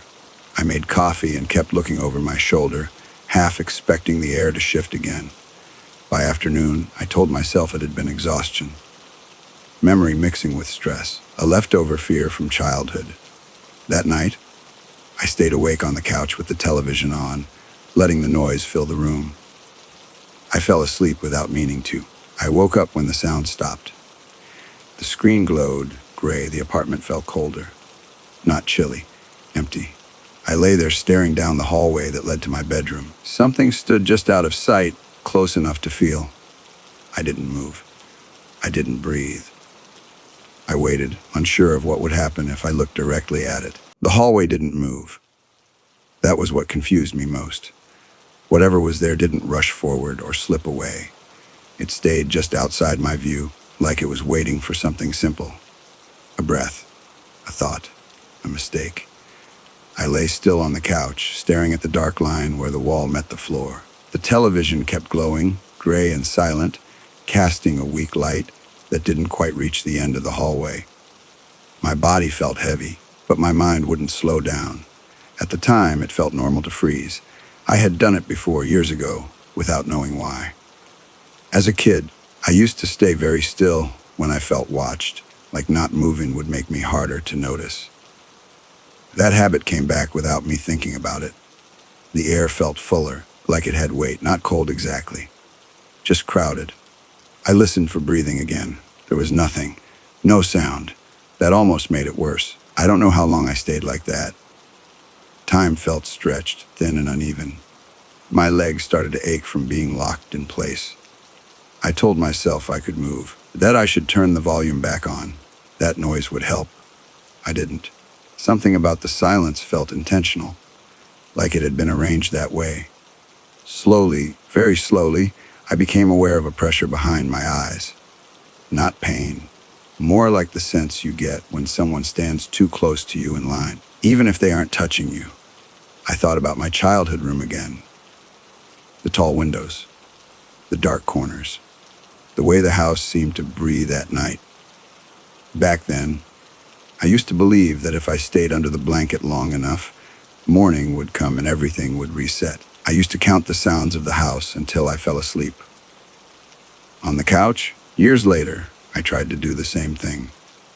I counted the hum of the fridge, the faint buzz of the television, the distant noise of the city outside. The feeling didn't leave, but it softened. Just enough for me to breathe again. Eventually, I sat up. I didn't look down the hallway right away. I focused on my hands instead, resting on my knees. They were shaking a little. I waited for that to stop before I moved again. When I finally turned my head, the hallway looked empty. Too empty. The shadows along the walls felt deeper, stretched longer than they should have been. The doorway to my bedroom stood open, dark inside. I was sure I had closed it earlier. I stayed on the couch until the sky outside the windows began to change color. The gray light of early morning slipped in, dull and tired. With it came a small sense of relief, like the night had loosened its grip. I didn't go back to bed. I made coffee and sat at the table, staring at nothing while it cooled. Every sound made me flinch. Every shift of light caught my attention. When the sun finally cleared the buildings across the street, the apartment felt more normal. Not safe, just familiar. I went to work that day on autopilot. I smiled when I needed to. I answered questions. I nodded along to conversations without really hearing them. All the while, I carried the quiet weight of the night with me. I didn't tell anyone. It felt too fragile to explain. Like if I put it into words, it might harden into something I couldn't ignore anymore. That night, I didn't turn off all the lights. I left the lamp on in the living room and another one in the bedroom. I told myself it was just because I was tired, because I didn't want to trip over anything in the dark. Sleep came in short pieces. I dreamed of my childhood house, but it looked different. Smaller, empty. The rooms felt unfinished, like they were still waiting for someone to move in. I stood in the hallway and listened. When I woke up, I didn't know what time it was. The apartment was quiet again. The lamps were still on. I stayed in bed, staring at the ceiling, afraid to move too soon. Nothing happened. Days passed like that, then weeks. The feeling didn't return every night. That almost bothered me more than if it had. When it came back, it was subtle. A sense of being noticed while brushing my teeth. A heaviness in the air when I stood in the doorway too long. I learned small habits without meaning to. I stopped lying on my back when I slept. I closed doors carefully, making sure they latched. I filled the apartment with sound, even when I wasn't listening. Sometimes, late at night, I would catch myself staring down the hallway again, waiting for that pressure to return. It usually didn't. When it did, it never stayed long. I visited my mother one weekend, back in the same town where I grew up. The old house was gone now, replaced by something newer and smaller. The street looked different, brighter. Still, when night came, I found myself pulling the blanket up the same way I used to. My mother noticed. She didn't say anything at first. She just watched me for a moment, then asked if I was sleeping okay. I told her I was just tired. She nodded, like she understood more than she was saying. That night, lying in a guest room that didn't hold my memories, I slept deeply. No pressure, no sense of attention hovering nearby. When I went back to my apartment, the quiet returned with me. Not threatening, not loud, just there. I don't know if whatever I felt followed me from that house in Ohio, or if it belonged to the apartment, or if it was something inside me that learned how to wait. I don't have an explanation, and I don't look for one. I've learned that some things don't need names. They don't need to show themselves clearly. They don't need to touch you to be felt. Even now, there are nights when I pause in the hallway, lights on, heart steady, and feel that same awareness settle just out of sight. When that happens, I don't rush. I don't challenge it. I just keep moving. I turn on another lamp. I make a little noise. I stay present. And I remind myself that morning always comes, even if the night doesn't give up easily. Story number 7. I didn't wake up scared. That's the part that still feels strange to me. I woke up because the room felt wrong, like the air had shifted without making a sound.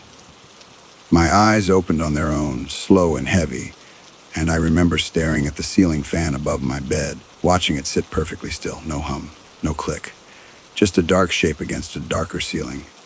At the time, it felt normal. I was 11 then, living with my mother in an apartment that never fully felt like ours. We had moved there after a rough year, the kind where boxes stay unpacked, because no one is sure how long they'll be staying.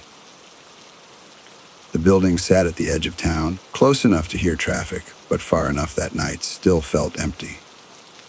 The walls were thin.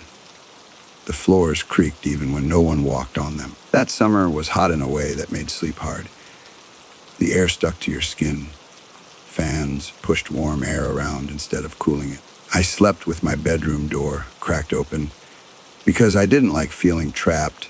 Even though the dark hallway made my stomach tighten every time I looked at it. That night, my phone was still glowing in my hand. I had been watching cartoons, lying on my side, half asleep. The sound was low, almost muted, so I wouldn't wake my mother. When I finally paused the video, the silence felt louder than the show ever was. I checked the time without really thinking. 3:02 a.m. I remember feeling thirsty in a dull, distant way. Not urgent. Just enough to make me think about the kitchen sink and the cool taste of water. I sat up slowly, letting my eyes adjust. The room looked the same as always. Posters on the wall. Clothes piled on the chair. Nothing out of place. I didn't turn on the light. I never did at night. I told myself it was because I didn't want to wake anyone, but the truth was simpler. Light made shadows sharper, and I didn't like how corners looked when they were lit halfway. The hallway outside my room stretched longer at night. It always did. During the day, it felt short, almost cramped. At night, it seemed to pull away from me like it didn't want me stepping into it. The bathroom door was open. That stopped me for a moment. We usually kept it closed. My mother liked the apartment tidy, and open doors bothered her. Seeing it open felt off, but I didn't question it. I told myself she must have used it earlier and forgotten to shut it. I stepped into the hallway barefoot, careful not to let my feet slap against the floor. Each step felt louder than it should have. The farther I walked, the more aware I became of how quiet everything else was. No TV hum, no distant voices, not even the sound of pipes in the walls. The kitchen light switch was on the far wall, past the bathroom. I never made it that far. As I passed the bathroom doorway, I glanced inside without meaning to. The window above the tub was uncovered, a square of dark glass framed by pale tiles. The night outside pressed against it, flat and still. Something filled the window. At first, my brain refused to understand what I was seeing. It tried to turn it into something else. A shadow, a trick of light, a shape made by the street lamp below. But it didn't move like a shadow. It stood there, tall and upright, so close to the glass that it blocked out everything behind it. There were no clear features. No face I could make sense of. Just a long, vertical shape darker than the night around it. I stopped breathing without realizing it. The thing lifted one arm. Not fast, not sudden. Slow, like it had all the time in the world. Its hand rose into view and moved back and forth in a gentle wave. The motion was calm, almost careful. It didn't feel like a threat in the way I expected fear to feel. It felt patient, like it was waiting to see what I would do. My legs felt weak. I took a step backward, then another, keeping my eyes locked on the window. My heart was beating hard enough that I could feel it in my throat. Every thought in my head tangled together. The apartment wasn't on the ground floor. That realization hit me in pieces. We lived above another unit. There were stairs outside, a railing, a drop to the concrete below. For something to stand eye level with that window, it would have to be impossibly tall. I remember thinking that detail over and over, like repeating it would make the shape disappear. It didn't. I don't remember turning around. I don't remember running. The next clear memory I have is being back in my bed, the blanket pulled tight around my shoulders, my phone lying dark beside me. My mouth tasted dry. My hands were shaking so badly, I had to sit on them to make them stop. At the time, it felt normal to not remember the space in between, like my mind had skipped a part it didn't want to keep. Morning came slowly. Sunlight made the apartment feel smaller again. The hallway looked harmless. The bathroom window showed nothing but blue sky. I drank water standing right at the sink, watching my reflection in the glass, half expecting to see something move behind me. Nothing did. I didn't tell my mother. I told myself there was no point.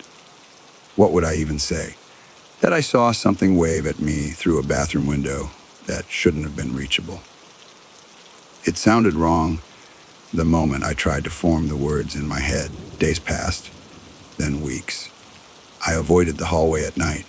I waited until my mother went to sleep before using the bathroom, and even then I moved quickly, keeping my eyes down. I closed the bathroom door every chance I got, checking the latch twice before going back to my room. I thought that would be enough. One evening, my older brother was visiting. He lived with our dad most of the time, and when he came over, the apartment felt fuller, louder, safer. We sat in the living room with the lights low. A game paused on the TV while we talked about nothing important. The window there faced the same side of the building as the bathroom. He went quiet mid-sentence. I noticed because he was never quiet. He leaned forward slightly, squinting at the glass. I followed his gaze, my chest tightening before I even saw anything. "Did you see that?" he asked. My mouth went dry. I asked him what he meant, even though I already knew. He said, "It looked like a hand." Pressed flat against the window for just a second. then gone. He laughed after he said it, but the sound didn't match his face. His smile was tight. His hands trembled as he reached up to pull the curtains closed. We didn't open them again that night. After that, sleep became something I prepared for instead of something that happened. I kept a flashlight under my pillow. I listened to every sound. I stayed awake longer than I should have, afraid that if I slept too deeply, I wouldn't wake up in time. I started having dreams where I stood in the bathroom, staring out through the glass, while something on the other side copied my movements perfectly. My mother noticed the change in me, even if she didn't know why. She asked if school was bothering me, if I was feeling sick. I told her I was fine. At the time, it felt safer not to explain. I prayed before bed, not because I was taught to, but because it gave me something to focus on that wasn't the window. The words were quiet, repeated, familiar. The heavy feeling in the apartment didn't leave, but it softened like something stepping back without going away. We moved the next year. New place, new lights, curtains on every window. I never saw the shape again. But even now, years later, I still close bathroom doors at night. I still glance at windows before turning my back on them. I still feel that pause in my chest when the clock reads a little after 3, like something remembers me. And sometimes, when the house is quiet and the air feels too still, I wonder if it's waiting to see if I remember it too. I stayed awake until the light changed. Not sunrise, not morning. Just that thin gray shift that lets you know the night is losing its grip. When I finally slept, it was shallow and broken. I kept waking up with my jaw tight and my hands curled into fists. Each time, the room felt normal again, and that almost bothered me more. Summer didn't help. The heat sat heavy in the apartment, pressing down even after dark. Windows stayed closed because bugs got in and the air felt trapped. I stopped drinking water before bed. That became a habit without me thinking about it. I didn't want a reason to walk the hallway at night. At the time, it felt normal to avoid small things. People do that when they're scared. They shrink their world and call it control. My mother noticed I was tired all the time. She said I was getting quiet in a way she didn't like. I told her I was just growing up. That was a lie, but not a loud one. It was the kind of lie you tell yourself too. I didn't want to admit I was afraid of my own house. The bathroom door stayed closed from then on. I made sure of it every night. If I saw it open, my chest would tighten until I shut it again. Sometimes I stood there longer than I needed to. My hand stayed on the knob even after the latch clicked. I waited for something to happen. Nothing ever did. That silence became its own problem. It felt like waiting for a phone to ring that never does. School started again, and days filled up fast. Noise helped. So did being tired for normal reasons. But every night around the same time, my body woke up. I didn't check the clock anymore. I didn't want proof. I would lie there listening. The building made small sounds as it cooled. Pipes clicked. Wood shifted. Those sounds were fine.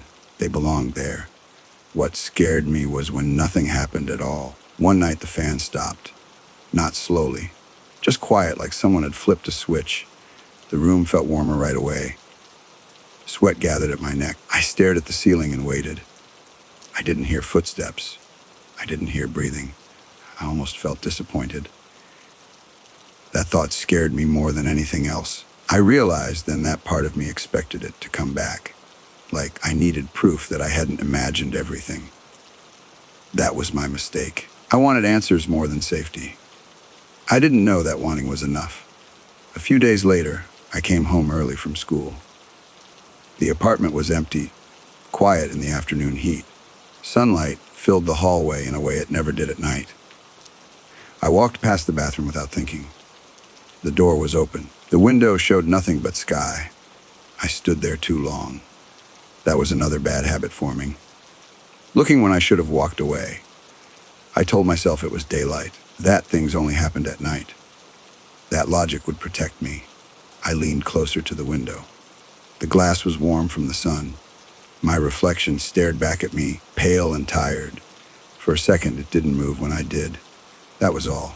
Just a second. But it felt longer. I stepped back fast and shut the door. My heart beat hard, like it used to. I sat on the floor until it slowed. After that, I kept myself busy on purpose. Music on, lights on. I stayed in the living room until my mother came home. That night, the heat broke. Rain rolled in slow and steady. The sound filled the apartment. Rain changed how the place felt. It softened the edges. It also made the dark feel deeper. I fell asleep to the sound of it. For the first time in weeks, I slept heavy, no dreams, no waking. Until the rain stopped. Silence rushed in where the sound had been. It felt sudden, like a door closing. My eyes opened right away. The room was dark again. The fan was still. Air felt thick. I didn't move. I didn't pray yet. I listened. From the hallway came a soft sound, not a step. More like fabric brushing against the wall. I thought about calling out. That was another bad habit from when I was younger. Making noise to prove I existed. I didn't do it. Instead, I pulled the blanket higher. My heart beat slow and hard. The sound stopped near my door. I could feel that pause again, the same one from before. I squeezed my eyes shut. I counted breaths. I waited for fear to turn into something else. Nothing touched the door. Nothing opened it. Eventually, the pressure faded. Morning came late that day. Clouds stayed thick and low. The apartment felt washed out. I didn't tell my mother what happened. That became another rule. No words meant no invitation. We moved at the end of summer. Boxes filled the rooms for weeks. The apartment slowly emptied. On the last night, I walked the hallway one final time. The bathroom door was closed. I didn't open it. I stood there, hand on the wall, and felt the cool paint. I realized something then. Fear had taught me habits I might never lose. The new place felt lighter. Windows had curtains. Rooms felt smaller, safer. Still, some nights I wake up in the same way. Alert, listening, waiting for silence to feel normal again. I don't look at windows when it's late. That's my rule now. Some rules are made for surviving. And sometimes when summer rain stops too suddenly, I feel that pause return. Like something checking to see if I still remember it. I stay still when that happens. I don't look. I let the moment pass. Because some mistakes only need to happen once, and some things only follow if you give them time to notice you. Story number 8. The first thing I noticed was the quiet. Not the normal kind that comes with snow, but a softer one, like the town was holding its breath and forgot to let it out again. I was on the late shift that winter, working nights at a small archive office near the lake. Most people didn't even know the place existed, and honestly, I liked it that way. By the time I got home each morning, the sky was still dark. The snow hadn't been touched, and my boots were always the first marks on the sidewalk. It was December, and winter had settled in early that year. The cold didn't rush at you. It stayed close, patient, waiting for you to relax. I rented a narrow house at the edge of town, backed up against a line of trees that never fully lost their shadow. The landlord said it used to belong to a watchman decades ago, someone who liked being alone. At the time, that felt comforting. I was tired of noise, tired of people asking questions I didn't want to answer. The house had habits. The pipes clicked at night, and the floors sighed when the temperature dropped. I learned which steps to avoid so the boards wouldn't complain. There was a small fireplace in the living room, mostly decorative. I only used it when the power flickered, which happened more than the utility company liked to admit. That winter, I started sleeping less. Not from fear, exactly. More from a sense that I was missing something important while my eyes were closed. I didn't think much of it. The first strange thing happened on a morning I almost skipped work. I stood in the kitchen, mug warming my hands, watching steam fade into the air. Outside, the street lamp was still on. Its light made the falling snow look slow and heavy. That's when I noticed someone standing near the bus stop. They weren't waiting for anything. They weren't dressed for warmth either, not really. They stood too still. I watched longer than I meant to. Then I saw there were more of them, spread out just enough that it felt planned. None of them moved. None of them looked at the road. They were all facing my house. I remember feeling embarrassed, like I'd misunderstood something obvious. I told myself they were early risers or neighbors I didn't recognize yet. Still, when I set my mug down, my hands were shaking. By the time I grabbed my coat, the street was empty again. No footprints. No signs anyone had been there at all. I was late to work that day and couldn't explain why. I kept reading the same file, my eyes sliding over the words without holding them. When I came home, the porch light was off. I was sure I'd left it on. I checked the bulb. It wasn't burned out. The switch worked fine. That night, the wind pushed against the house in long, slow waves. It sounded like someone leaning their weight against the walls. I lay awake longer than usual, listening. Not for a sound exactly, more for a change in the pattern. The next morning, something small was different. It took me a while to notice it, which bothered me more than the thing itself. The welcome mat had been turned sideways, not flipped over, just rotated. It felt intentional in a quiet way, like someone didn't want me to miss it. I told myself it was nothing and went on with my routine. I even laughed at myself for feeling uneasy over a piece of fabric. But that night, I dreamed of standing in the snow with my back to the house. I could feel eyes on me, waiting for me to turn around. When I woke up, my neck hurt from holding still. Days passed. The town stayed quiet, wrapped in early darkness and soft lights. People smiled more as the holidays got closer, but it felt practiced, like everyone was following steps they'd memorized years ago. At the archive, I started finding notes in the wrong boxes. Dates written in a careful hand that wasn't mine. None of them made sense on their own. They felt more like reminders than information. I stopped mentioning it to anyone. It was easier to carry alone.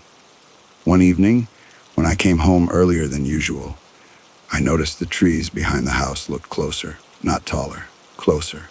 Their branches pressed together, heavy with snow, blocking the sky. I stood there longer than I should have, keys cold in my hand.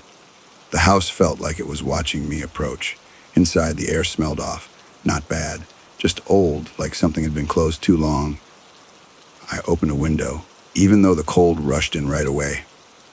The sound outside was muted, like the world had been wrapped in cloth. That night, I heard something new. A soft sound, barely there, coming from the far end of the house. I waited, held my breath without meaning to. It came again, slow. Careful, it wasn't scratching. Not exactly. More like something brushing against the inside of the walls, testing them. I stayed where I was until the sound stopped on its own. I didn't check. I didn't want to give it shape. The next morning, the back door was unlocked. I know it was locked before. I always checked it twice. The latch wasn't broken. There was no sign of force. I stood there, coat half on, trying to remember if I'd rushed the night before, trying to forgive myself for a mistake I couldn't picture making. That was when I noticed the snow beneath the porch. Smooth, undisturbed. Whatever had opened the door hadn't come from outside. I didn't call anyone. I went to work like normal and kept my head down. That night, I lit the fireplace for the first time all season. The flames felt like company, even as they flickered low. The power went out just after 9. The house fell into a deeper quiet, one that pressed in from all sides. I sat on the floor with my back against the couch, watching the fire burn down. The room smelled like dust and smoke. That's when I heard it, a sound above me, inside the chimney. It wasn't loud. It didn't hurry. It paused between movements, like it was listening to. I told myself it was the house settling. I told myself a lot of things. The sound came again, a little lower this time, then stopped. I felt cold air slide into the room, brushing past my ankles. I didn't move. I didn't speak. The fire crackled softly, unaware. The sound above waited. I remember thinking how tired I was. How I wished the morning would come quietly, without asking anything from me. The fire shrank, leaving more shadow than light. The sound shifted again, closer now, still patient. Something inside the chimney adjusted its weight. I stared at the dark opening and felt the house grow smaller around me, like it was making space for something else. The sound stopped completely. The silence that followed felt heavy, unfinished, as if it was waiting for a response. I sat there, counting my breaths, watching the last thin flame lean and fade. When the light finally dipped too low to see the hearth clearly, I heard a soft movement below the opening. Not a step, not a fall, just the quiet sound of something arriving. I didn't look away. I couldn't. The fire went out and the room slipped into shadow. And in that darkness, something shifted forward, close enough that I could feel the cold it carried with it.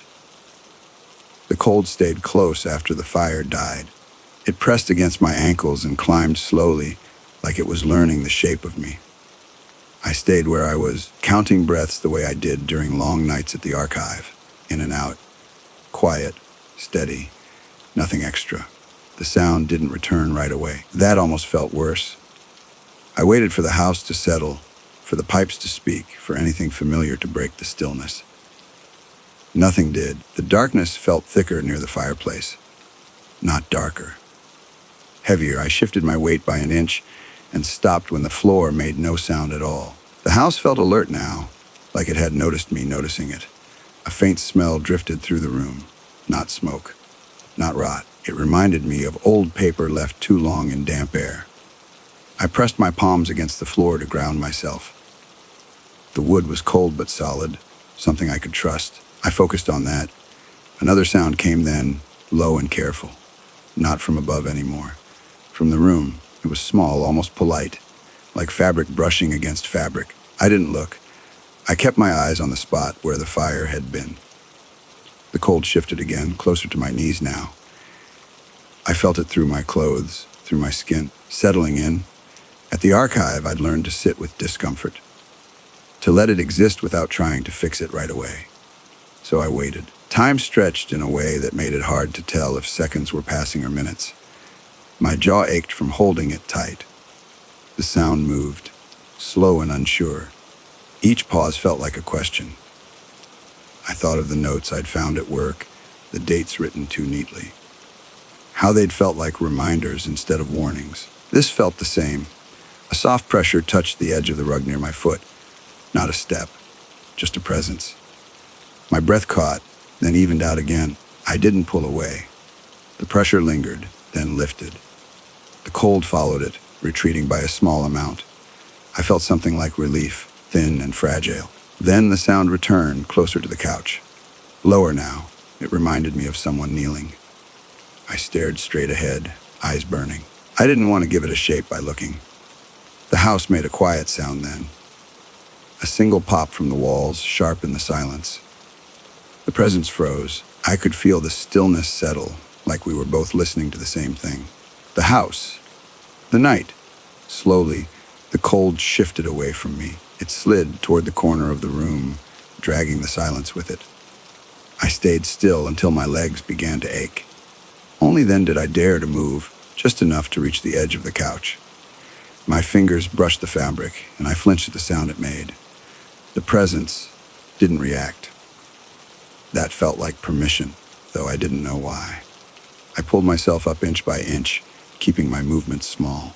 My knees protested, stiff from the cold floor. From the couch, I could see the outline of the room better. Shadows layered over shadows. The fireplace opening looked empty, just a dark mouth, quiet now. The cold stayed pooled near the far wall. It didn't advance. I sat there, perched and unsure, until my breathing slowed again. Only then did I notice my hands were shaking. I pressed them together and waited for that to pass. At some point, the pressure in the room eased. Not gone, just less. I don't know how long I sat there. The night outside stayed thick and unmoving. Eventually, the sound faded completely. The cold softened, retreating back toward the chimney like a tide pulling out. I didn't follow it with my eyes. I didn't want to see where it went. When I finally stood, my legs felt wrong, like they didn't belong to me yet. I moved carefully, testing each step. The house felt altered, The air was the same, but the space between things felt tighter. I didn't sleep that night. I didn't even try. I stayed in the living room until the sky lightened, watching the corners for movement that didn't come. When morning finally arrived, it did so quietly, without warmth. Gray light filled the room and showed me nothing new. No marks, no signs. The fireplace looked ordinary again, just brick and ash. I expected relief. It didn't come. Instead, I felt watched in a different way, like something had learned enough and didn't need to linger. I went to work that morning, even though my head ached and my eyes felt wrong. Routine felt safer than rest. At the archive, the lights hummed softly. The familiar smell of paper and dust steadied me. I tried to focus, but the files felt heavier than usual. Every date seemed louder. Just before dawn, I found a folder I didn't remember shelving. Inside was a single sheet of paper. No title, just a time written in the corner. It was the time the fire had gone out. I stared at it longer than I should have. Then I put it back where I'd found it. I didn't tell anyone. When I returned home later that day, the house felt quiet again. Not empty, resting. The cold had lifted slightly, enough that I could breathe without thinking about it. Still, I kept the lights on. I avoided the fireplace. I stayed in the kitchen, then the bedroom, moving in small loops. That night, I slept for an hour at most. I dreamed of standing in a narrow space, waiting for someone else to decide what came next. The following days passed in a careful blur. Nothing obvious happened. No sounds, no movement, but small things felt off. The clock ran slow. The shadows leaned the wrong way. At work, more notes appeared. Always times, never dates. I stopped checking them against my own routine. I didn't want to know how close they were. One evening, as snow began to fall again, I noticed something near the fireplace. A thin line of ash disturbed, like a finger had traced it. I stood in the doorway, coat still on, keys cold in my hand. I didn't step closer. The house felt alert again, waiting. I backed away and spent the night at the archive instead, sitting at my desk long after my shift ended. The building felt neutral, uninterested. That helped. I told myself I would leave town soon. Find somewhere brighter. The thought stayed distant, unfinished. When I finally returned home the next morning, the ash was smooth again. No sign it had ever been touched. That felt deliberate. I began to understand then that this wasn't about fear. Not really, it was about attention. Something had noticed me noticing it. And now it was patient. That night, I sat on the couch again, lights on, fireplace cold. I didn't wait for the fire this time. The house stayed quiet. The cold stayed back, but the feeling didn't leave. I felt like I was being given time. Not safety, just time. I don't know what it expects from me. I don't know what happens if I choose wrong. Some nights, I think about leaving everything behind. Other nights, I feel like the house would follow. As I sit there now, listening to the soft sounds of winter settling outside, I can feel the space near the fireplace watching me again. Not moving. Waiting for me to decide whether I will light the fire or leave the room dark and untouched and see which choice the house remembers.